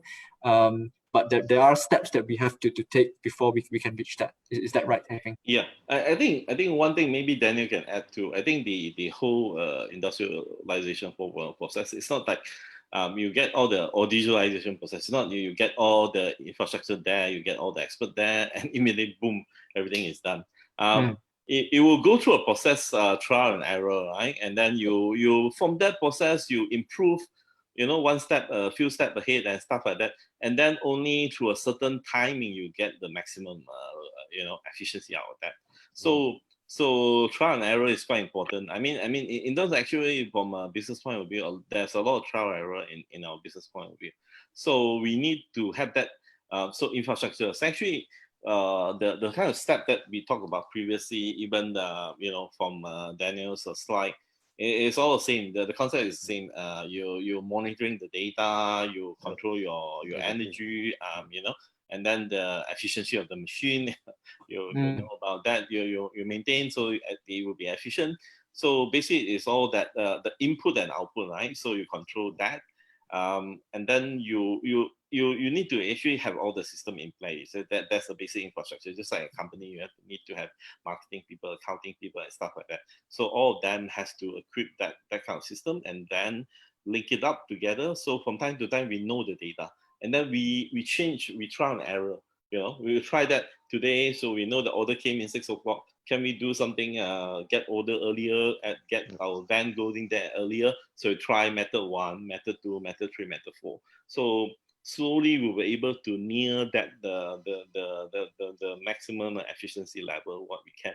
So it has to, when we talk about the whole concept, it has to be a holistic one, and it has to be a try and error and the investment. So I think the issue for maybe Daniel also face all the time, the issue is that our SME, a lot of the industry, traditional industry, they tinkering a lot. They think a lot. You know, whether the investment is, you know, whether can I spend 1 ringgit and get 10 ringgit kind of ROI and stuff like that. So no, actually, in that process, you need to spend a bit more and actually spend a bit more time actually to really get the efficiency out. You know, and in the long term, and you think that actually the ROI is much more bigger, and consider where the virus and stuff like that. So just like what we're talking about, the huge manufacturing nowadays, a lot of human resource, because we tend to use foreign migrant worker, right?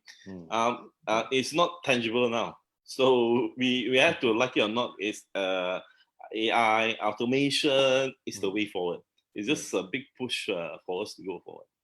Yeah, just to also add to Kai Ping's point, the will from the top management is very, very important, because for engineers, when we want to do the trial and error, sometimes it's very hard for us to try and error without the management's so-called their commitments. So a lot of them, what we notice also is the working levels, they are very, very scared. They are very, very scared to really adopt something new. Unless we talk to their management. So those are the kind of cycles that we also go through with most of the SMEs. But I quite understand in terms of that kind of I would like to talk to the owners and tell them, hey, this is the things that are going to happen if let's say you don't go to implement, you know. So it has to start from there, the will from the top management, just like what you said, Kevin.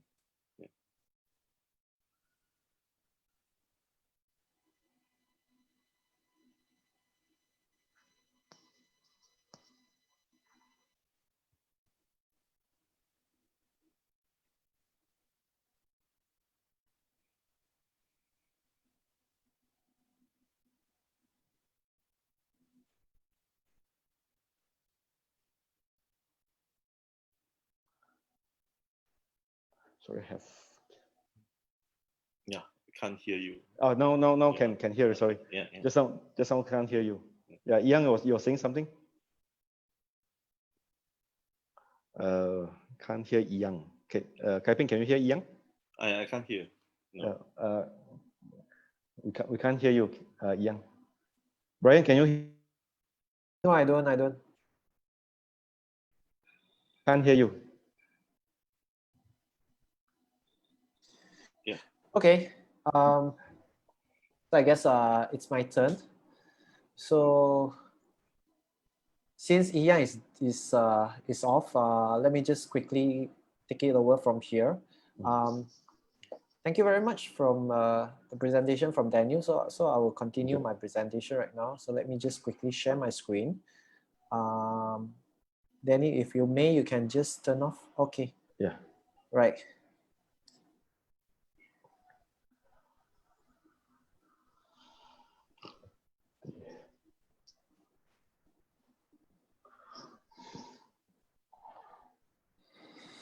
Okay, hi everyone. I'm Brian from BizStory. So I represent the company called BizStory, which we do cloud accounting.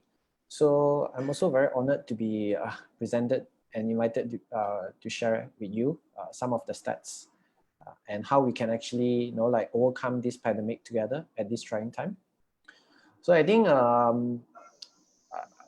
please excuse me for being a bit nervous because I was placed behind two big guru and like subject matter person. We have Kai Bing sharing a lot about the e-commerce, and we have Daniel sharing a lot about the manufacturing part of it. So I think a lot of the points that both of them have already mentioned. So I'll just quickly run it through. But I think everyone also know that because of this virus, we have experienced, especially for those SME, experience a huge drop in terms of sales and everything. So so what we are trying to discover here is that what's your survival strategy? Because it's important for us to survive through this pandemic period, this trying time. But then what's the survival strategy that we can actually use? So just some background about what we do here. So BizStory currently we are serving more than 6,000 SME across nationwide. So we have also collected some of the data because we have been talking about data just now for some time. And we also like to share with you some of the data and observation that we find from our user pool.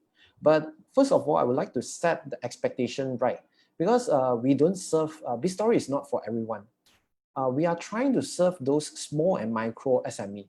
As you may already know that in Malaysia, there are more than 98% actually consist of SME. And then out of these 98% of SME, the micro and small sectors are actually consist of more than 80%. So a lot of them are also very eager to move into digital transformation.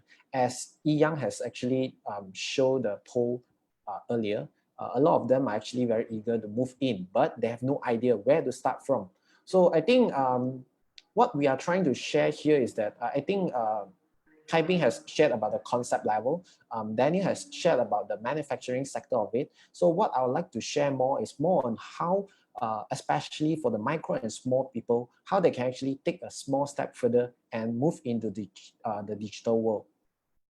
So based on our observation, we concluded there are three main survival tips that's actually suitable for these micro and small businesses to actually overcome or survive during this pandemic period. So hope that these three tips might be helpful for you as well. But again, need to remind you that these tips might work for those micro and small, but it might not work for the bigger company. So first thing first, we talk about lean. we have one real case study in our own user, in our customer, that they actually came to us, inquire about product, and he actually, first thing he told us is that they used to be a 30 people company. And because of this pandemic, because of this COVID virus, they actually cut down the manpower from 30 people to 5 people only. So I think this is a very important and it's a very crucial thing, and it's also a very critical strategy that a lot of all these micro and small business had to think about. And it is a painful decision to make, but it is something that you really have to think about, because being lean is very important so that you can actually reduce your burn rate. As we all know that running a business right now is talking about the cash flow. The cash is king. Having cash for you to run the business and being sustainable is very important. And most of the time, payroll is actually one of the biggest chunk of it when it comes to the expenses. So being lean is something that can keep you afloat and also getting cut costs, and so that you can actually have extra flexibility and being more dynamic, so that you can actually like maneuver across this pandemic easier. So that is something that I also like to pinpoint, because this is something that a lot of all these micro and small businesses they have been thinking about, but they are just very skeptical and being. I know that we as a business owner, entrepreneur, we always try to be being good, and we want to be being responsible. But I think it is also very practical and realistic that how we can actually maneuver and being sustainable throughout these trying times. So I think the first thing first is how can we think about replacing all these things, replacing all these costs with a lower or an alternative that can actually still keep your business going without much impact. So I think the first thing is thinking about how can be lean. So I think it's all about cost saving. It's all about reducing your burn rate. So that's the first thing that we think about it. And then secondly, it's about going cloud. This might be a bit, I'm sure there are a lot of people, even in our own industry and even in our own circle of network, we see a lot of all these business owners seems to be a bit skeptical when it comes to going cloud, moving to the cloud, because they think about security, they think about a lot of things, they think about privacy and stuff like that. But then because of this incident, many has we are saying that this is the new norm, right? We are trying to adapt everything and move things to cloud. Because why? Because we can actually still run our business, or we can still communicate with each other, so that even during this home base or work from home, we can still get each other connected. So going cloud is very important. But a lot of all these traditional businesses, they are still not connected to cloud yet. So that would affect a lot of things, because if your office is having all the data, and without going to your office, you couldn't work, and your staff couldn't work, and your team couldn't work, then that means your business couldn't run. So that is very important as well to move to cloud. This is also one of the strategy that we see a lot of businesses that can still carry on and sustain, and that is one of the reasons is because they have already have an initiative to go to cloud. So going to cloud would actually enable your business to be accessible. That's first thing, so that you can actually enable all your teams. Even post MCO, that is still very crucial, because nowadays when we do business, it's not about it's no longer that we have to do the business in the office already. It's always about moving around, going around to actually do business. So having an accessible solution is very crucial to the business as well. So I think going cloud, that is talking about accessible. And then of course, it's always arguable that going cloud, it's become insecure. But I always argue about that point. In fact, going cloud will make your data to become more secure. Why? Let's just take a very simple example. Like we have been storing all the data in our own computer. It could be your Microsoft Words, it could be your all the work file and whatever not. But let's just imagine that if something happened to your laptop or happened to your computer, all this data would just gone like that. Or even as simple as a virus attack to your computer would just get all your data corrupted. But if let's say all your data is actually backed up on the cloud, it could be just like Dropbox or Google Cloud or Google Drive and stuff like that. At least just like how I'm doing my presentation right now, I'm actually using Google Slide. So at least if let's say something happened, just so happened that my laptop actually break down, I can still very quickly replace it and open it back with another device, and I can still carry on things, and I don't have to worry about all my data actually gone. So it's more secure in a way if you think about it. And then of course, we have been talking about integration. We have been talking about linking just now, since Kai Bing and Daniel has mentioned. A lot of times we have a lot of all these systems, even you have already trying to computerize your business, but you are having to maintain a lot of different silo. So that means all your departments are actually working individually.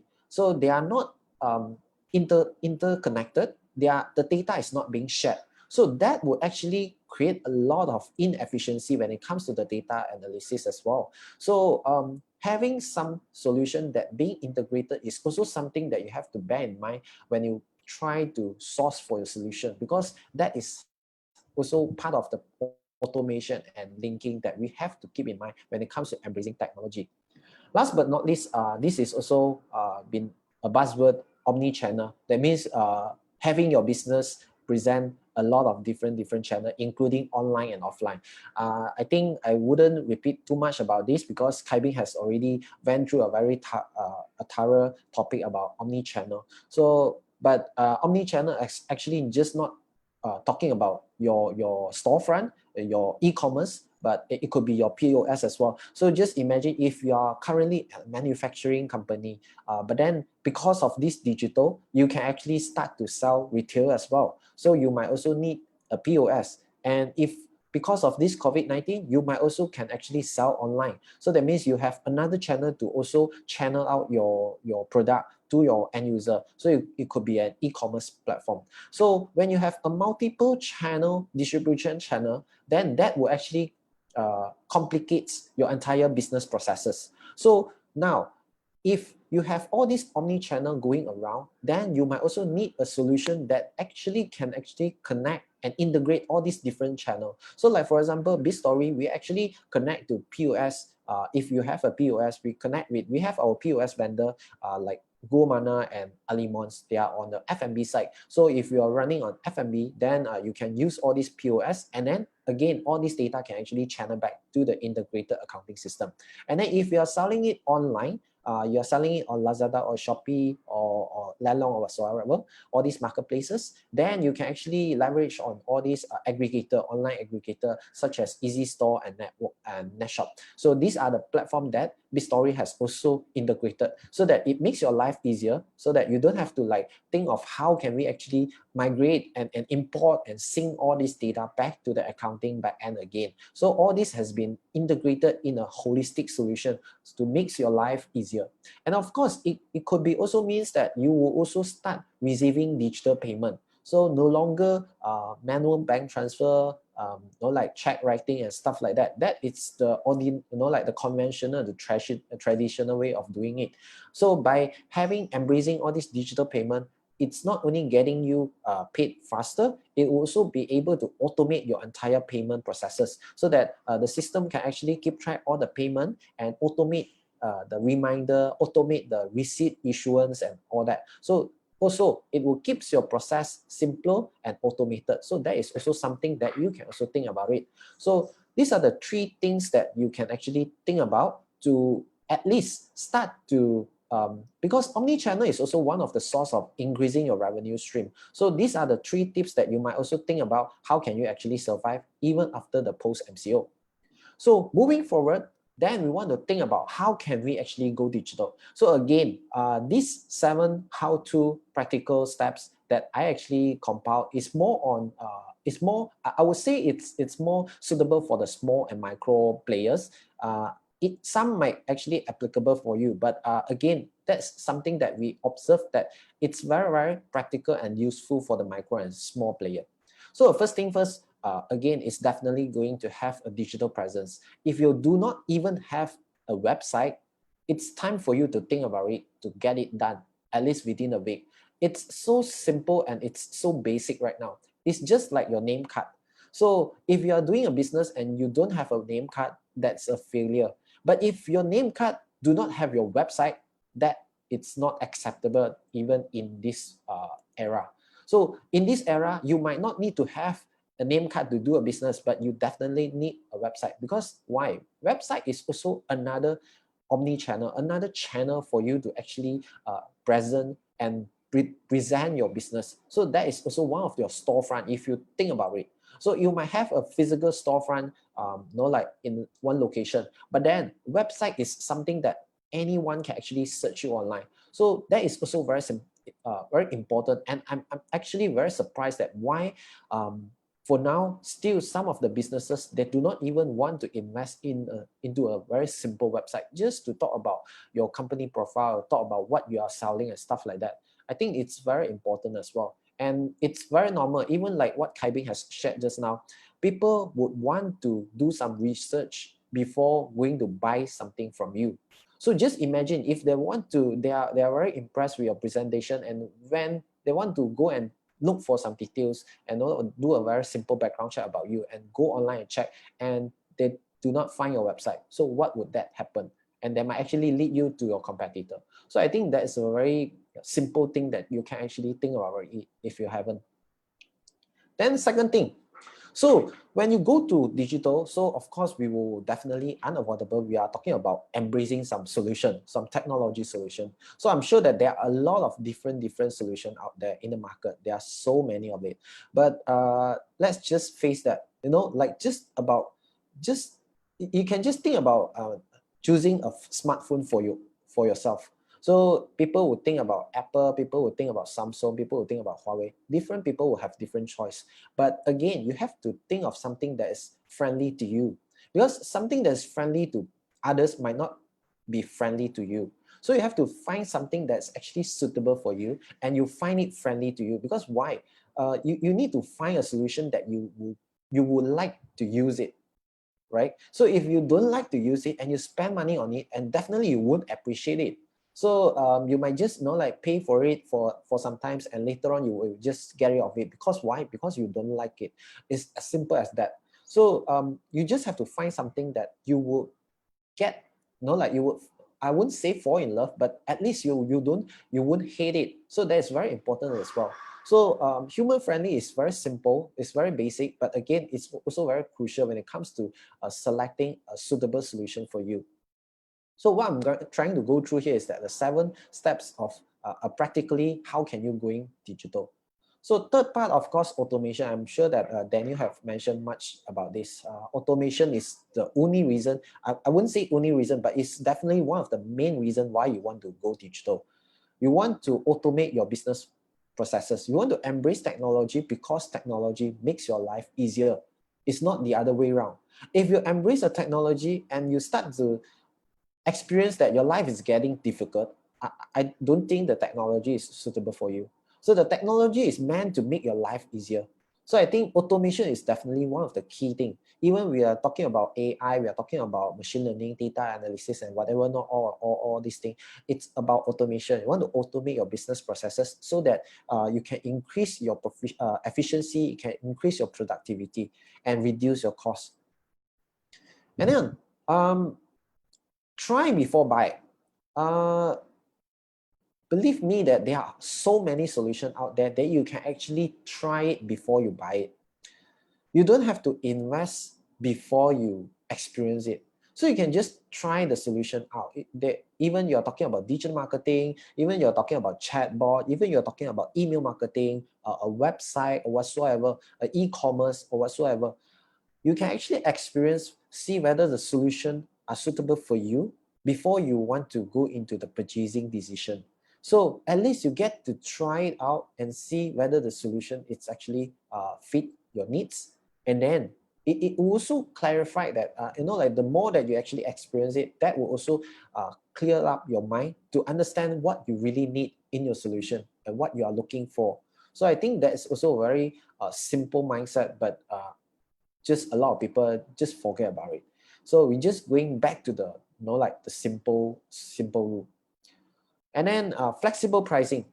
So I understand that, you know, like in old times, when you want to purchase a software, it's always about a very huge lump sum amount of money. So that will also, you know, like hinder a lot of people away. But then right now, there are a lot of all these solutions, just like BizStory, we're also running on a subscription model. So that means you can actually subscribe the software at a monthly basis.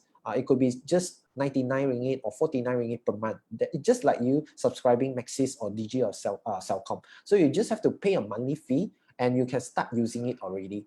And if you don't like it, then you can just unsubscribe and terminate, and you can actually switch to another operator or another player or another competitor. So that will also keep you a more you know, like cash flow freedom, and also give you more flexibility when it comes to maneuvering which solution that is more you know, like suitable for you. So it's just like if you think that your skill right now is just suitable for, let's say for example, we take vehicle for an example. So right now you might just want to go for a Kancil, but later on, if your business grow, you might want to change to Toyota, or Honda, or even eventually become a BMW. So that also applicable for the software as well. So you can always start small. So a lot of all these software right now, they have already designed to be have a scale of flexible pricing, whereby you can actually start small. Sometimes it's free, and then eventually then you can actually subscribe to a more high level, high-end package. So that gives you a lot of flexibility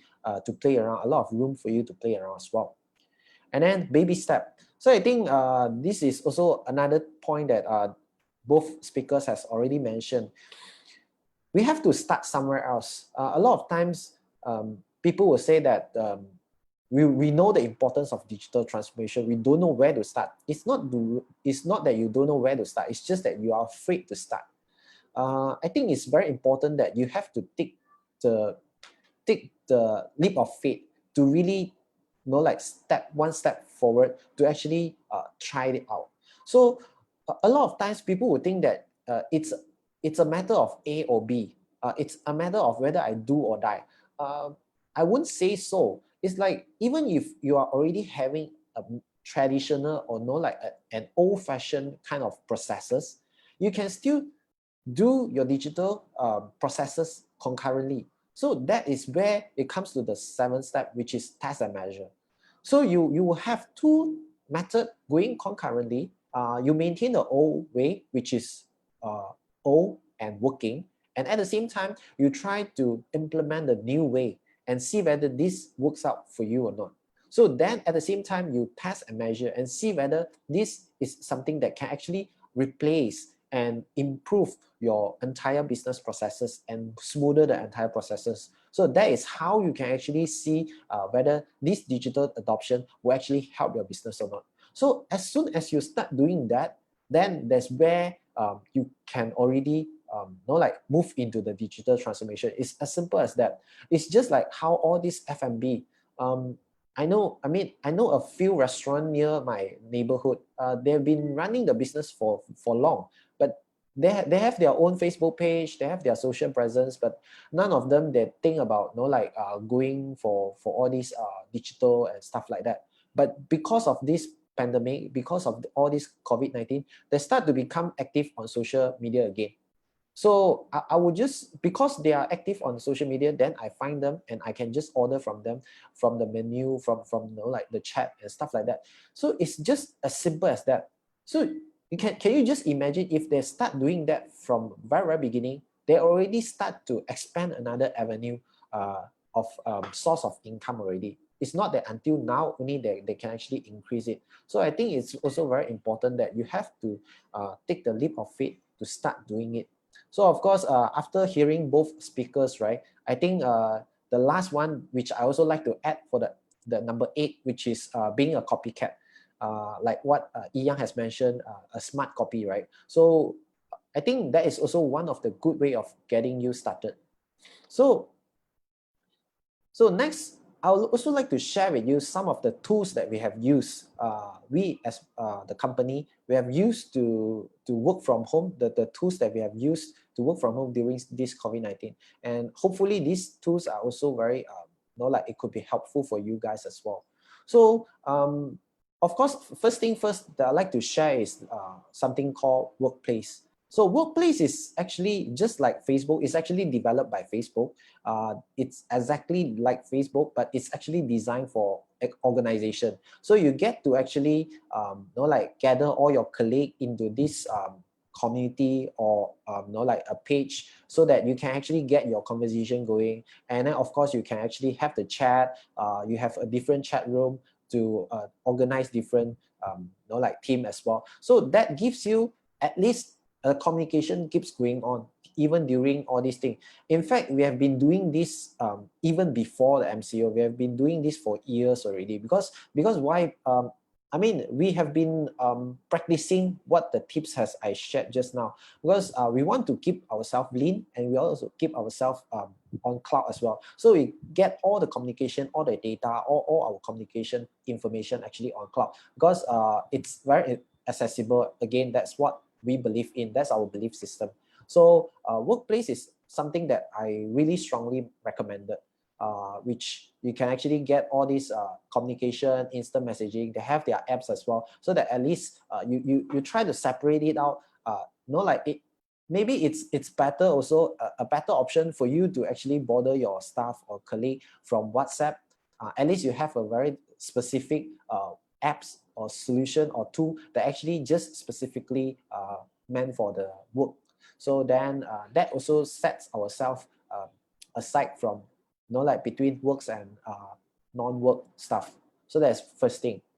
Then second thing, of course, right now when we talk about digital adoption, definitely we'll come across like email and stuff like that. So of course, Gmail is not something like something new for everyone. But what I'm trying to show is that we are not using the typical free Gmail, but we are subscribing something what we call G Suite.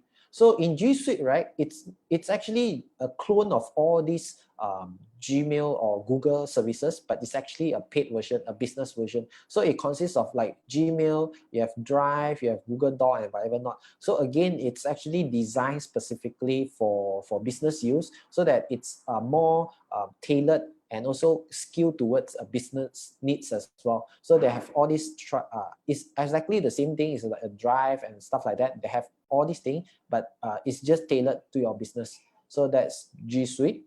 So then the third one is actually Trello. So if you've never heard about Trello, and if you are doing project management, you are doing to-do, and then like you have to-do lists and stuff like that, I think this is a very handy tool that like you can actually organize all your tasks, your to-do, and you can actually assign.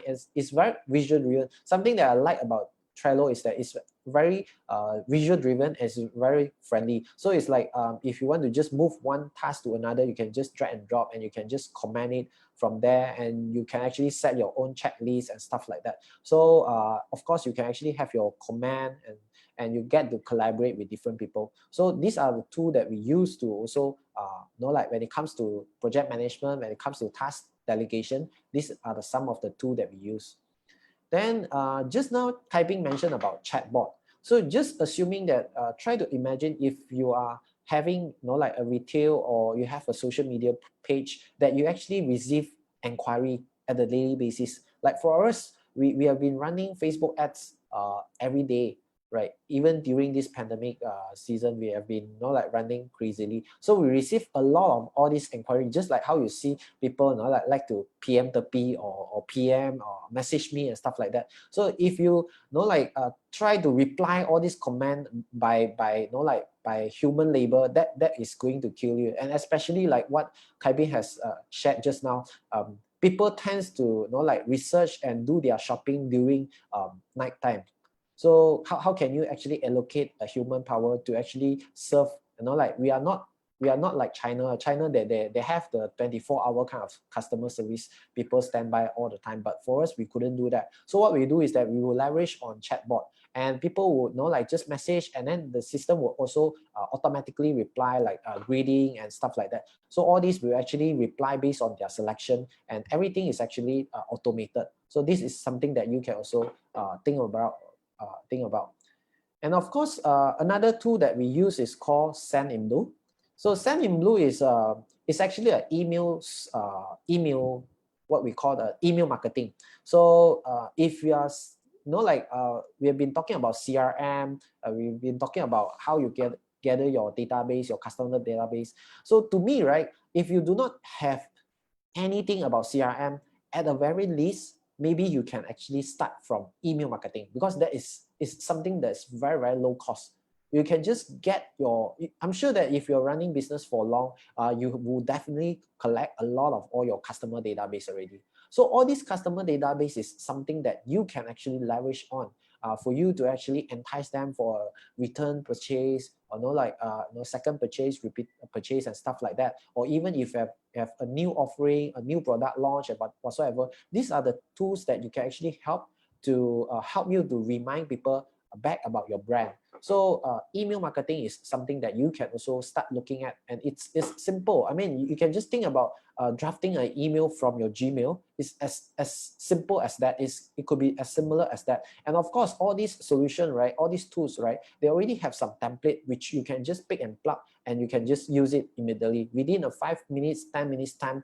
Then you can actually start doing it already. So it's very simple. You can actually set template. But of course, what we want to look at is definitely all the stats, so that you understand more about your customer user behavior, and so that you can make a more informed decision, right? And then, of course, last but not least, we will also use our own software, which is called BizStory, to maintain all our numbers. So this is just a glance of how our software looks like. Basically, we use our software to generate invoices, quotations, maintain all our numbers, figures, so that we are being informed ahead. We know how our cash flow is having, what our expenses, our spending, sales target, and stuff like that. So everything is actually being covered in our software already. So these are also another tool that we have used. So going back to my presentation, so these are the 6 tools that we use to work from home. In fact, it's not only work from home. Even before that, we've been using all these tools to make our business moving. So a quick recap, Workplace is actually free. If you are wondering about pricing, I know that cost conscious is one of the trait we have for SME.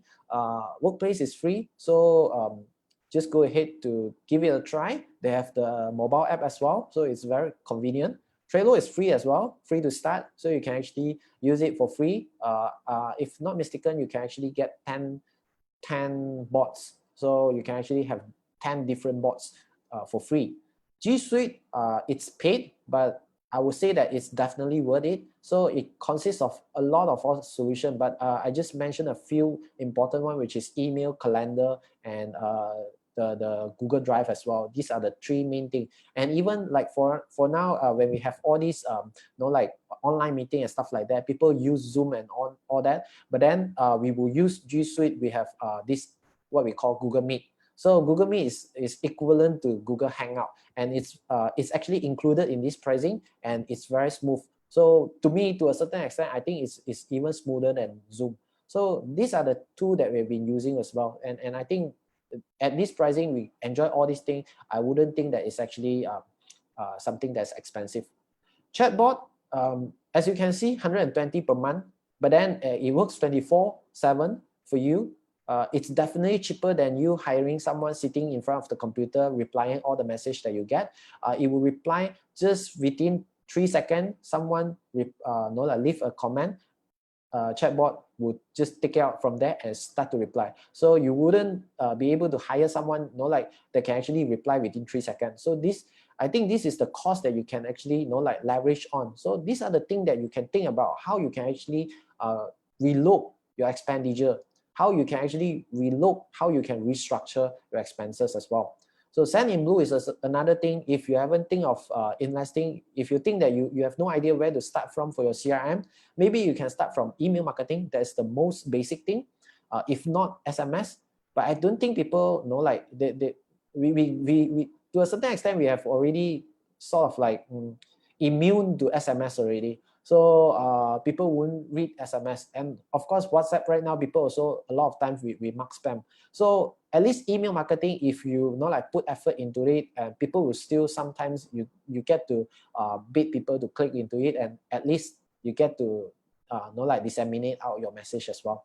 And of course, BizStory, we start from 99 ringgit, cover all your full set account, end to end. Even your Sendirian Berhad, we can actually prepare the up to audit usage. So I think it also cover the entire thing. So sometimes we play a joke that if a company that like running a business and couldn't afford for 99, I think it's some time for you, like it's time for you to rethink about whether you should carry on your business or not lah. So these are the expenses that I think is very minimal for SME, but at least it can keep you become affluent and also keep you become digital adopted. So that also, like at least you start to embrace some technology to enable your business to be digital transformed. So this is just some self promotion about what we are doing.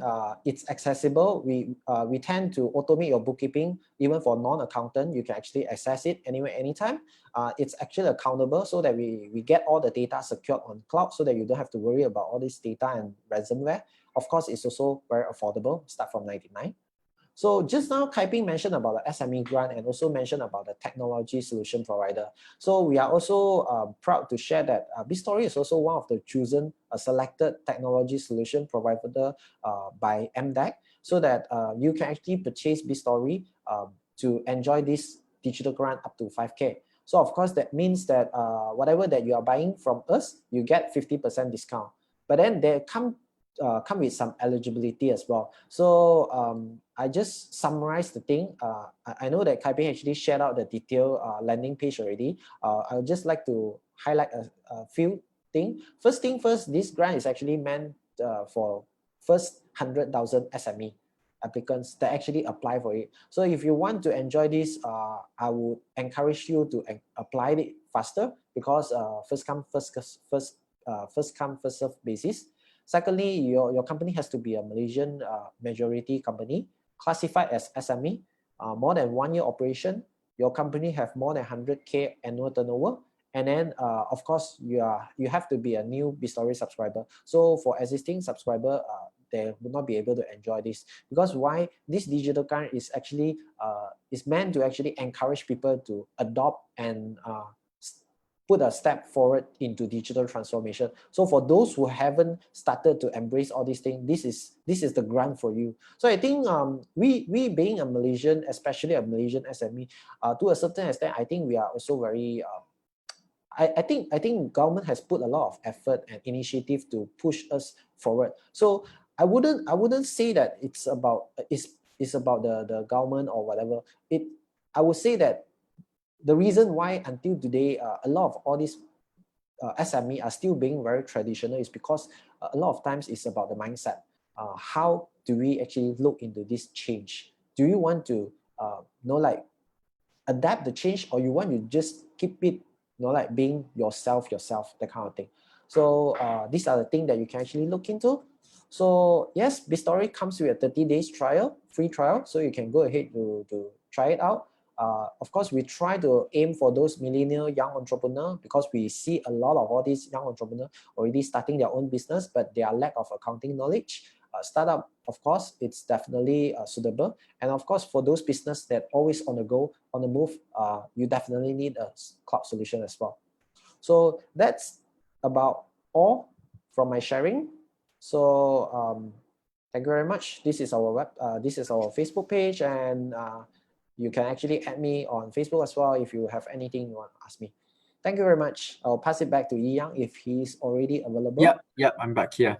Yep. Yeah, thank you so much, Brian. I really like your very clear 7 steps on how you can go digital, as well as the 6 tools. I think those are very practical recommendations that I'm sure our audience will appreciate.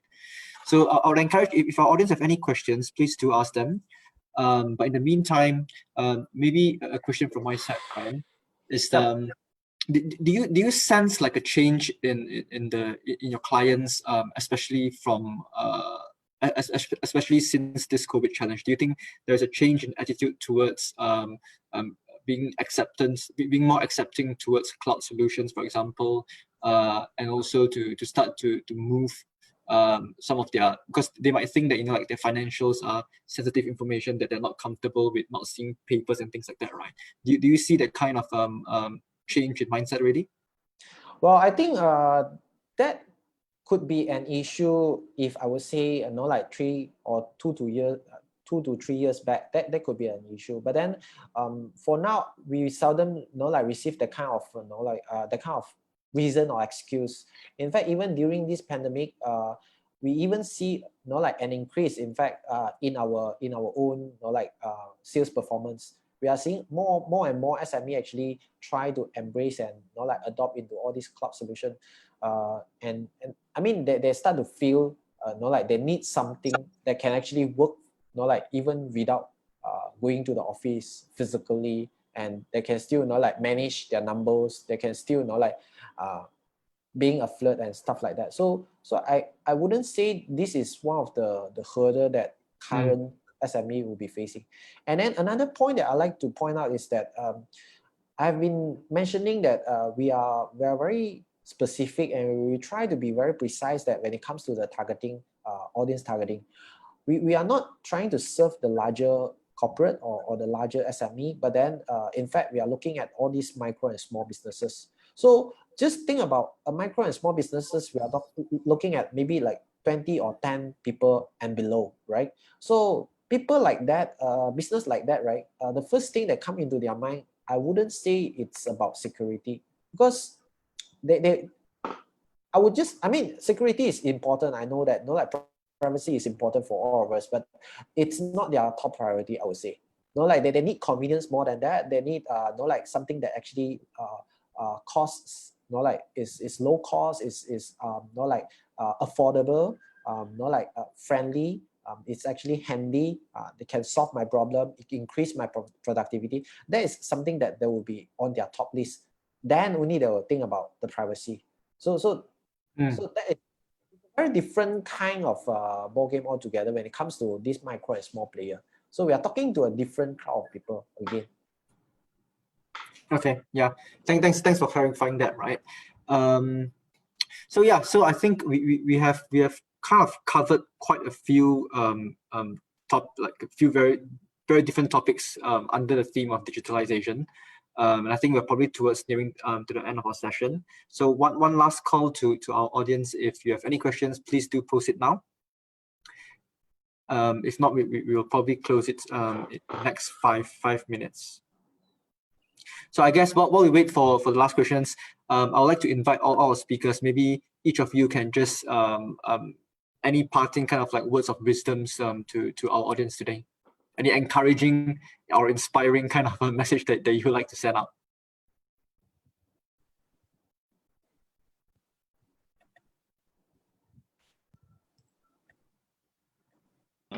Yeah, previously I think Brian we've been talking on, and also I saw on Facebook discussion talking about, I think quite interesting is the process, the tools that you use, like.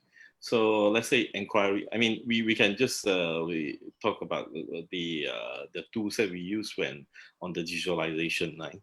So when there are inquiries coming in on Facebook Messenger, okay, how do we get all these inquiries and respond to it?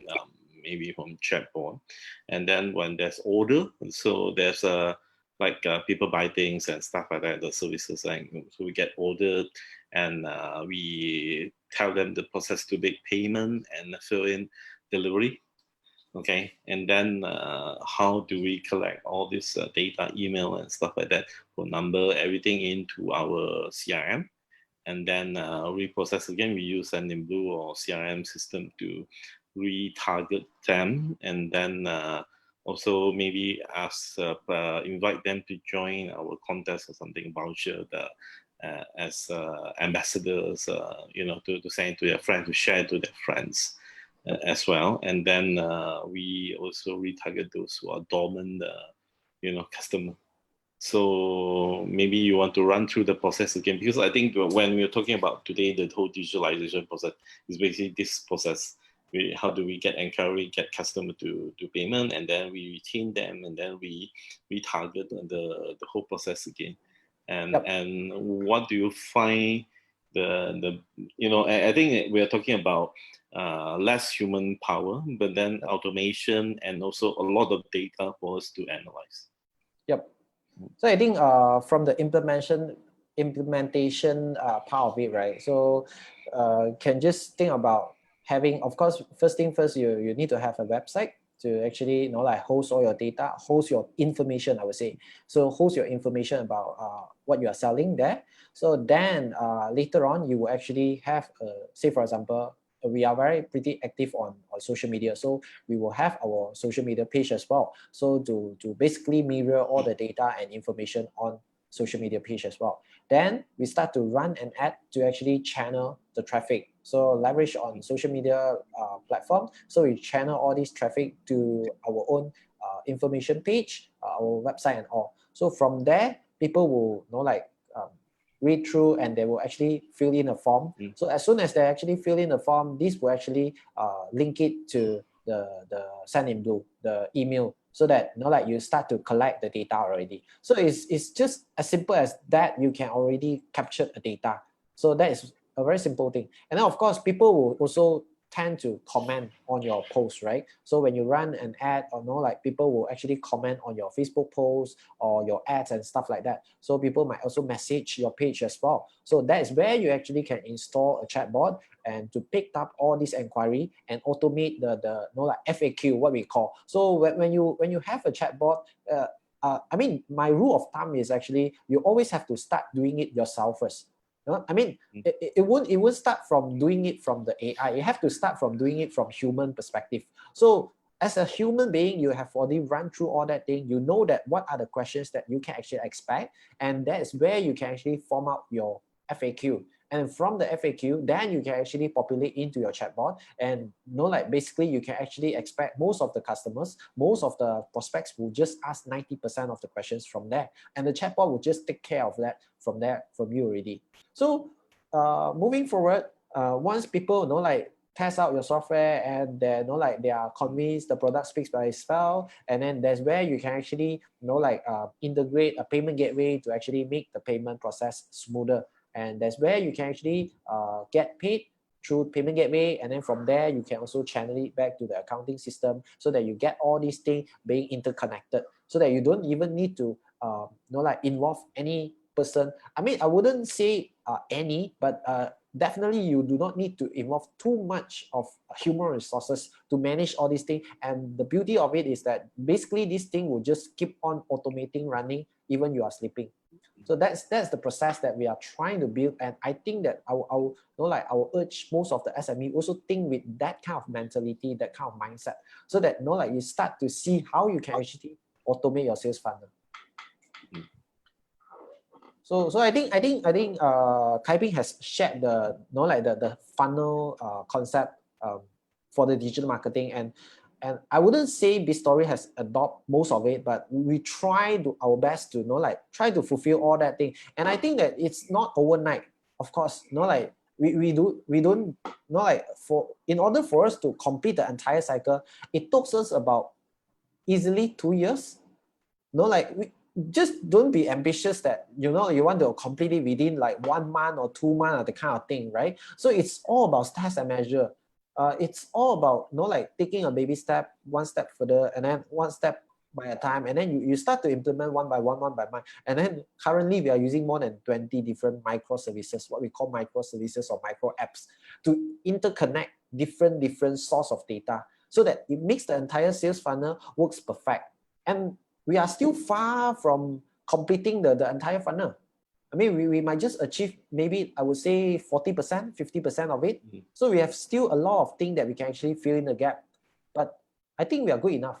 I mean, we have a very good ground to start from, and then that's where, so I would just want to manage, you know, like your expectation that it wouldn't happen overnight. You don't expect that, you know, like within this MCO 3 phases or MCO 45 days, 50 days, we can complete the entire thing, what we have achieved today.